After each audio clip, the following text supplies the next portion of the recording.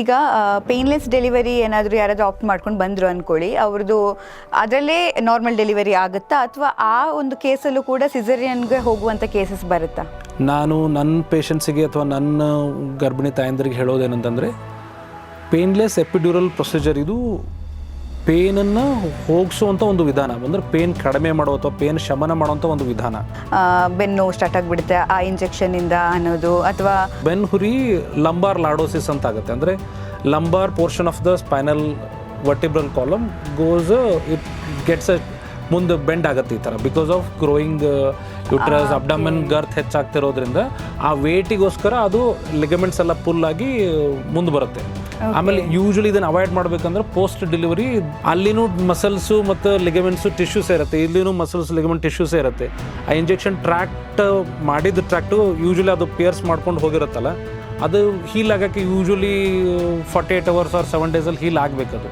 ಒಂದು ಸತಿ ಹೀಲ್ ಆದಮೇಲೆ ಪೇನ್ ಗೀನ್ ಆ ಥರ ಏನು ಇರಬಾರ್ದು. ಆ ಥರ ಇದೆ ಅಂತಂದರೆ ಏನಾದ್ರು ಒಂದು ಪ್ರಾಬ್ಲಮ್ ಇದೆ, ಅಲ್ಲಿ ಏನಾದರೂ ಒಂದು ಹೆಮಟೋಮ್ ಆಗಿದೆ, ಇನ್ಫೆಕ್ಷನ್ ಆಗಿದೆ. ಎಲ್ಲ ಈಗ ನಾರ್ಮಲ್ ಡೆಲಿವರಿ ಅನ್ನೋದನ್ನು ಹೊರತಾಗಿ ಸಿಸೇರಿಯನ್ ಕಡೆಗೆ ಜಾಸ್ತಿ ಮುಖ ಮಾಡ್ತಾ ಇದ್ದಾರೆ. ಸೊ ಇದು ಜಾಸ್ತಿ ಹಾಸ್ಪಿಟಲ್ಗಳು ಆಫರ್ ಮಾಡ್ತಾ ಇದೆಯಾ? ಯೂಶಲಿ ಡೆಲಿವರಿ ಎಕ್ಸ್ಪೆಕ್ಟೆಡ್ ಟೈಮನ್ನು ಜಾಸ್ತಿ ಇದೆ, ಅರ್ಧ ಗಂಟೆಲಿ ಆಗಲ್ಲ ಅಥವಾ 1 ಗಂಟೆಲಿ ಆಗಲ್ಲ, ಅಥವಾ ವೇಟ್ ಮಾಡ್ತಿರ್ಬೇಕಾದ್ರೆ ಮಗುವಿನ ಎದೆಬಡಿತ ಹೆಚ್ಚು ಕಡಿಮೆ ಆಗುತ್ತೆ, ಅಥವಾ ಮಗುವಿನ ಎದೆಬಡಿತ ಭಾಳ ಕಡಿಮೆ ಆಗುತ್ತೆ. ಯೂಶಲಿ ನಾವು CTG ಅಂತ ಮಾಡ್ತೀವಿ, ಕಾರ್ಡಿಯೋಟೋಕೋಗ್ರಾಮ್, NST ಅಂತ ಮಾಡ್ತಿರ್ತೀವಿ. ಕಂಟಿನ್ಯೂಸ್ ಆಗಿ ಮಗುವಿನ ಎದೆಬಡಿತನ ನಾವು ಪರೀಕ್ಷಿಸ್ತಿರ್ತೀವಿ. ಅಂದರೆ ಅದು ಯಾವ ಥರ ಇದೆ, ಮಗುವಿನ ಆರೋಗ್ಯ ಸ್ಥಿತಿ ಅಥವಾ ಅದರ ಪರಿಸ್ಥಿತಿಯನ್ನು ಹೇಳ್ತಾ ಇರುತ್ತೆ ಡೆಲಿವರಿ ಟೈಮಲ್ಲಿ. ಸೊ ಹಾಗಾದರೆ ಪೇನ್ಲೆಸ್ ಏನಾದರೂ ಅವರು ಡೆಲಿವರಿ ಆಪ್ಟ್ ಮಾಡಿಕೊಂಡ್ರೆ ಆಗ ಅವರಿಗೆ ಫ್ಯೂಚರಲ್ಲಿ ಏನಾದರೂ ಸಮಸ್ಯೆ ಬರುತ್ತೆ ಅನ್ನುವಂಥ ಡೌಟ್ ಇರುತ್ತಲ್ಲ? ಇಲ್ಲ, ಯಾವುದೇ ಥರದ ಸಮಸ್ಯೆಗಳು ಬರಲ್ಲ ಇದರಿಂದ. ಸ್ಪೆಸಿಫಿಕ್ ಆಗಿ ಪೇನ್ಲೆಸ್ ಡೆಲಿವರಿಯಿಂದ ಯಾವುದೇ ಥರದ ಸಮಸ್ಯೆಗಳು ಬರಲ್ಲ. ನಾರ್ಮಲ್ ಡೆಲಿವರಿ ನ್ಯಾಚುರಲ್ ಬರ್ತ್ ಯಾವ ಥರ ಇರುತ್ತೋ ಅದೇ ಥರನೇ ಇದು ನ್ಯಾಚುರಲ್ ಬರ್ತ್ ಇದು, ಬಟ್ ವಿತೌಟ್ ಪೇನ್ ಅಷ್ಟೇ. ವೀಕ್ಷಕರೇ ನಮಸ್ಕಾರ, ಜನನಿ ಹಾಸ್ಪಿಟಲ್ ಯೂಟ್ಯೂಬ್ ಚಾನಲ್ಗೆ ನಿಮ್ಮೆಲ್ಲರಿಗೂ ಕೂಡ ಆತ್ಮೀಯ ಸ್ವಾಗತ. ನಾನು ಸಮೀಕ್ಷಾ ಶಿರ್ಲಾಲು. ಇವತ್ತು ನಮ್ಮ ಜೊತೆಗೆ ಜನನಿ ಹಾಸ್ಪಿಟಲ್ನ ಫೌಂಡರ್ ಆಗಿರುವಂತಹ ಹಂಪನಗೌಡ ಅವರಿದ್ದಾರೆ. ಡಾಕ್ಟರ್, 11 ವರ್ಷದ ಎಕ್ಸ್ಪೀರಿಯನ್ಸ್, ಜೊತೆಗೆ ಫೇಮಸ್ ಗೈನಕಾಲಜಿಸ್ಟ್. ಅವ್ರ ಜೊತೆ ಮಾತಾಡೋಣ. ಇವತ್ತು ಅವ್ರ ಜೊತೆ ನಾವು ಮಾತಾಡ್ತಿರುವಂತಹ ಟಾಪಿಕ್ ಸಿಸೇರಿಯನ್ ತುಂಬ ಜಾಸ್ತಿ ಆಗ್ತಾ ಇದೆ ಅನ್ನುವಂಥ ಟಾಪಿಕ್ ಬಗ್ಗೆ. ಸೊ ಅದಕ್ಕಿಂತ ಮುಂಚಿತವಾಗಿ ಅವರನ್ನು ನಮ್ಮ ಕಾರ್ಯಕ್ರಮಕ್ಕೆ ಸ್ವಾಗತಿಸೋಣ. ಸರ್ ನಮಸ್ತೆ. ನಮಸ್ಕಾರ. ಹೇಗಿದ್ದೀರಾ? ಚೆನ್ನಾಗಿದ್ದೀನಿ ಮೇಡಮ್. ಎಸ್, ನಮ್ಮ ಟಾಪಿಕ್ ಇವಾಗ ಸ್ಟಾರ್ಟ್ ಮಾಡೋದೆ ಯಾಕಂದರೆ ನಿಮಗೆ 11 ವರ್ಷದ ಎಕ್ಸ್ಪೀರಿಯನ್ಸ್ ಇದೆ. ಈ ಒಂದು ಗರ್ಭಾವಸ್ಥೆ ಇರಬಹುದು, ಅಥವಾ ಡೆಲಿವರಿ ಬಗ್ಗೆ ಆಗಿರ್ಬೋದು, ತಾಯಿ ಬಗ್ಗೆ ಆಗಿರ್ಬೋದು, ತಾಯಿ ಮಗುನ ಹೇಗೆ ನೋಡ್ಕೋಬೇಕು ಅನ್ನೋದಾಗಿರ್ಬೋದು, ಇಂಥದ್ದೆಲ್ಲ ಟಾಪಿಕ್ ಬಗ್ಗೆ. ಬಟ್ ಇವಾಗ ನಾವು ಫಸ್ಟ್ ಸ್ಟಾರ್ಟ್ ಮಾಡೋದು ಎಲ್ಲ ಈಗ ನಾರ್ಮಲ್ ಡೆಲಿವರಿ ಅನ್ನೋದನ್ನು ಹೊರತಾಗಿ ಸಿಸೇರಿಯನ್ ಕಡೆಗೆ ಜಾಸ್ತಿ ಮುಖ ಮಾಡ್ತಾ ಇದ್ದಾರೆ.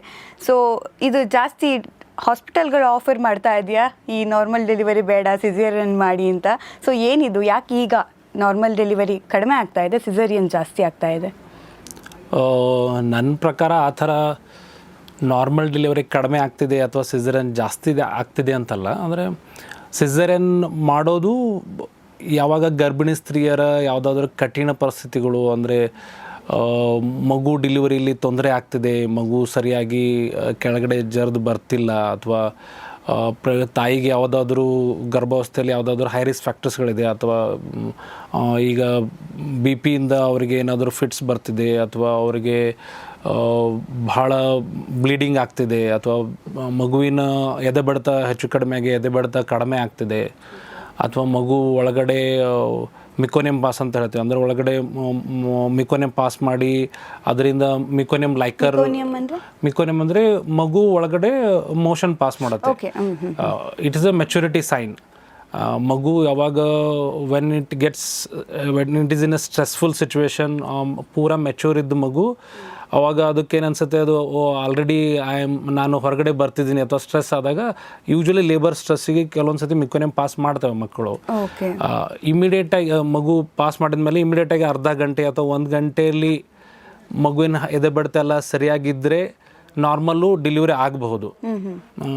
ಬಟ್ ಯೂಶ್ವಲಿ ಡೆಲಿವರಿ ಎಕ್ಸ್ಪೆಕ್ಟೆಡ್ ಟೈಮನ್ನು ಜಾಸ್ತಿ ಇದೆ, ಅರ್ಧ ಗಂಟೆಲಿ ಆಗಲ್ಲ ಅಥವಾ 1 ಗಂಟೆಲಿ ಆಗಲ್ಲ, ಅಥವಾ ವೇಟ್ ಮಾಡ್ತಿರ್ಬೇಕಾದ್ರೆ ಮಗುವಿನ ಎದೆಬಡಿತ ಹೆಚ್ಚು ಕಡಿಮೆ ಆಗುತ್ತೆ, ಅಥವಾ ಮಗುವಿನ ಎದೆಬಡಿತ ಭಾಳ ಕಡಿಮೆ ಆಗುತ್ತೆ. ಯೂಶ್ವಲಿ ನಾವು CTG ಅಂತ ಮಾಡ್ತೀವಿ, ಕಾರ್ಡಿಯೋಟೋಕೋಗ್ರಾಮ್, NST ಅಂತ ಮಾಡ್ತಿರ್ತೀವಿ, ಕಂಟಿನ್ಯೂಸ್ ಆಗಿ ಮಗುವಿನ ಎದೆಬಡಿತನ ನಾವು ಪರೀಕ್ಷಿಸ್ತಿರ್ತೀವಿ. ಅಂದರೆ ಅದು ಯಾವ ಥರ ಇದೆ, ಮಗುವಿನ ಆರೋಗ್ಯ ಸ್ಥಿತಿ ಅಥವಾ ಅದರ ಪರಿಸ್ಥಿತಿಯನ್ನು ಹೇಳ್ತಾ ಇರುತ್ತೆ ಡೆಲಿವರಿ ಟೈಮಲ್ಲಿ.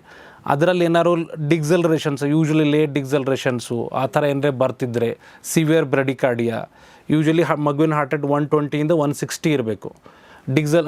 ಬ್ರೆಡಿಕಾರ್ಡಿಯಾ ಅಂದರೆ ಲೆಸ್ ದೆನ್ 120, ಪರ್ಸಿಸ್ಟೆಂಟ್ ಬ್ರೆಡಿಕಾರ್ಡಿಯಾ ಅಥವಾ ಬಿಟ್ ಟು ಬಿಟ್ ವೇರಿಯಬಿಲಿಟಿ ಅಂತ ಹೇಳ್ತೀವಿ.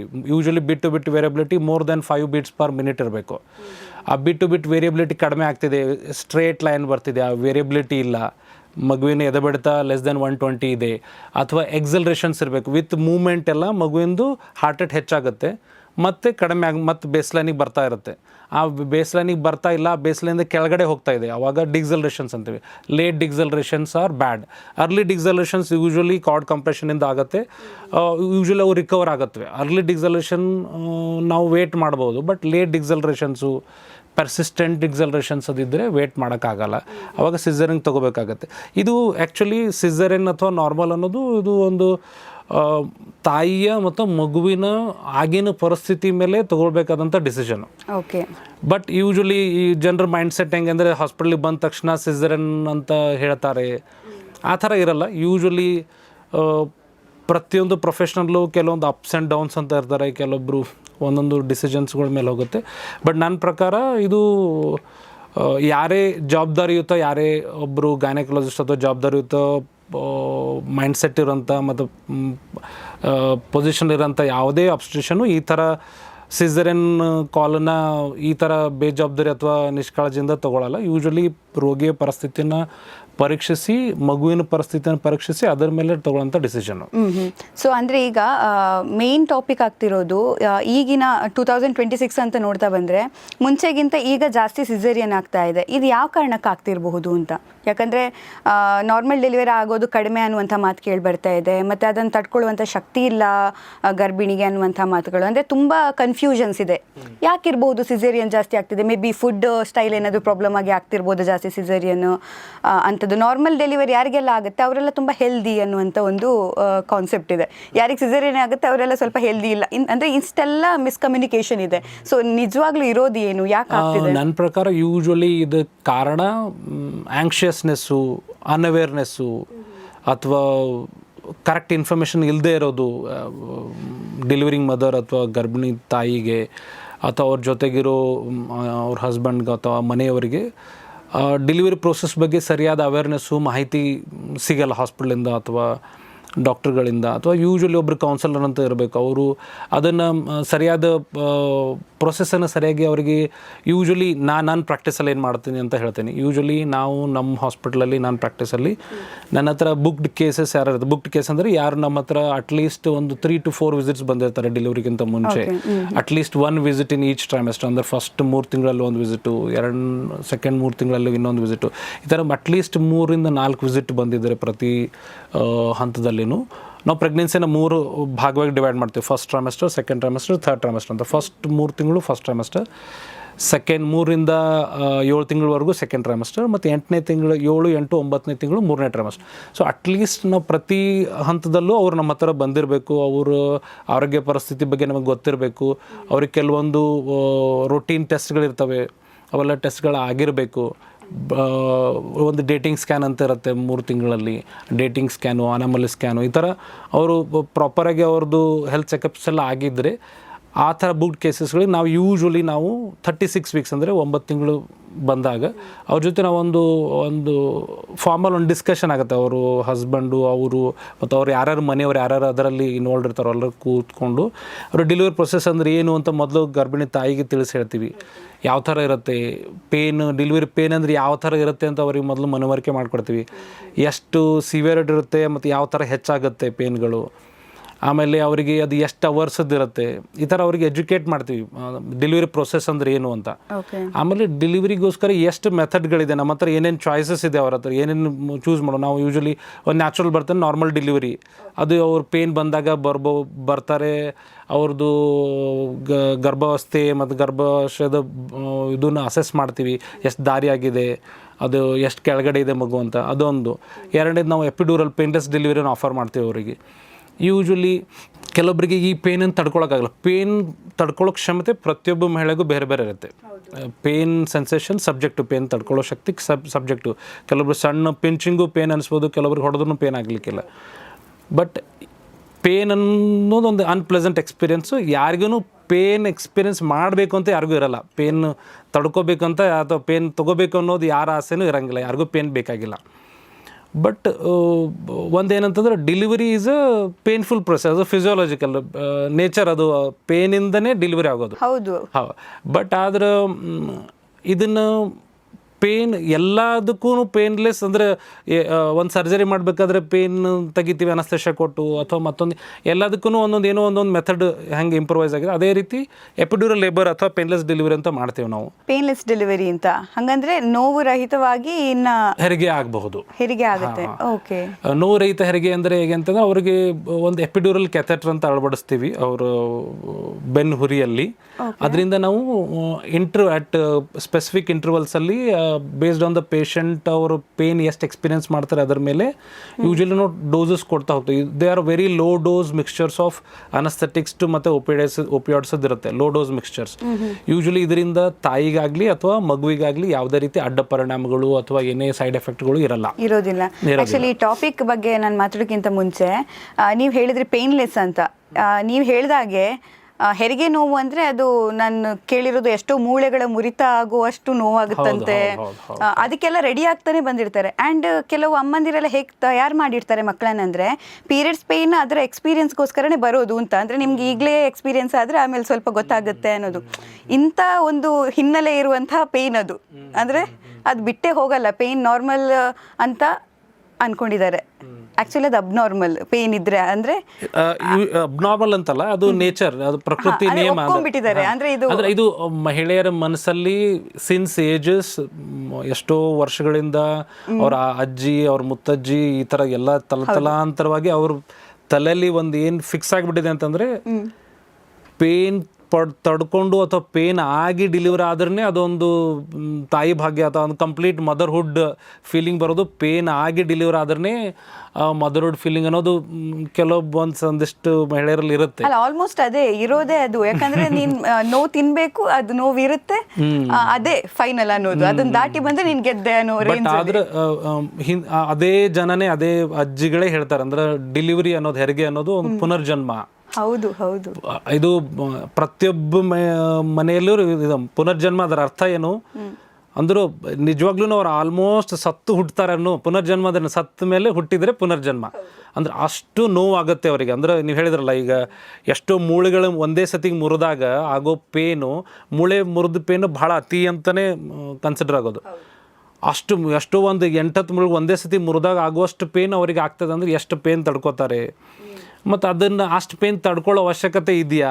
ಈಗ ಅದನ್ನು ಪೇನ್ ಹೋಗ್ಸೋಕ್ಕೆ ಒಂದಿಷ್ಟು ವಿಧಾನಗಳು ಬಂದಿದೆ ಅಂದಮೇಲೆ ಆ ವಿಧಾನಗಳನ್ನ ಅಳವಡಿಸ್ಕೊಂಡ್ರೆ ಯಾವುದೂ ಅಡ್ಡ ಪರಿಣಾಮಗಳು ಸೈಡ್ ಎಫೆಕ್ಟ್ಗಳು ಇಲ್ಲ ಅಂದರೆ ಅದರಿಂದ ನಾರ್ಮಲ್ ಡೆಲಿವರಿ ಚಾನ್ಸಸ್ ಜಾಸ್ತಿ ಆಗಿದೆ. ಎಷ್ಟು ನನ್ನ ಪ್ರಕಾರ, ನನ್ನ ಎಕ್ಸ್ಪೀರಿಯೆನ್ಸಲ್ಲಿ ಮಿನಿಮಮ್ ಒಂದು 30-40% ಮಹಿಳೆಯರಾದರೂ ಅವರು ಸಿಸೇರಿಯನ್ ಆಪ್ಟ್ ಮಾಡೋದು ನಮಗೆ ಪೇನ್ ತಡ್ಕೊಳಕ್ಕೆ ಆಗಲ್ಲ ಅಂತ.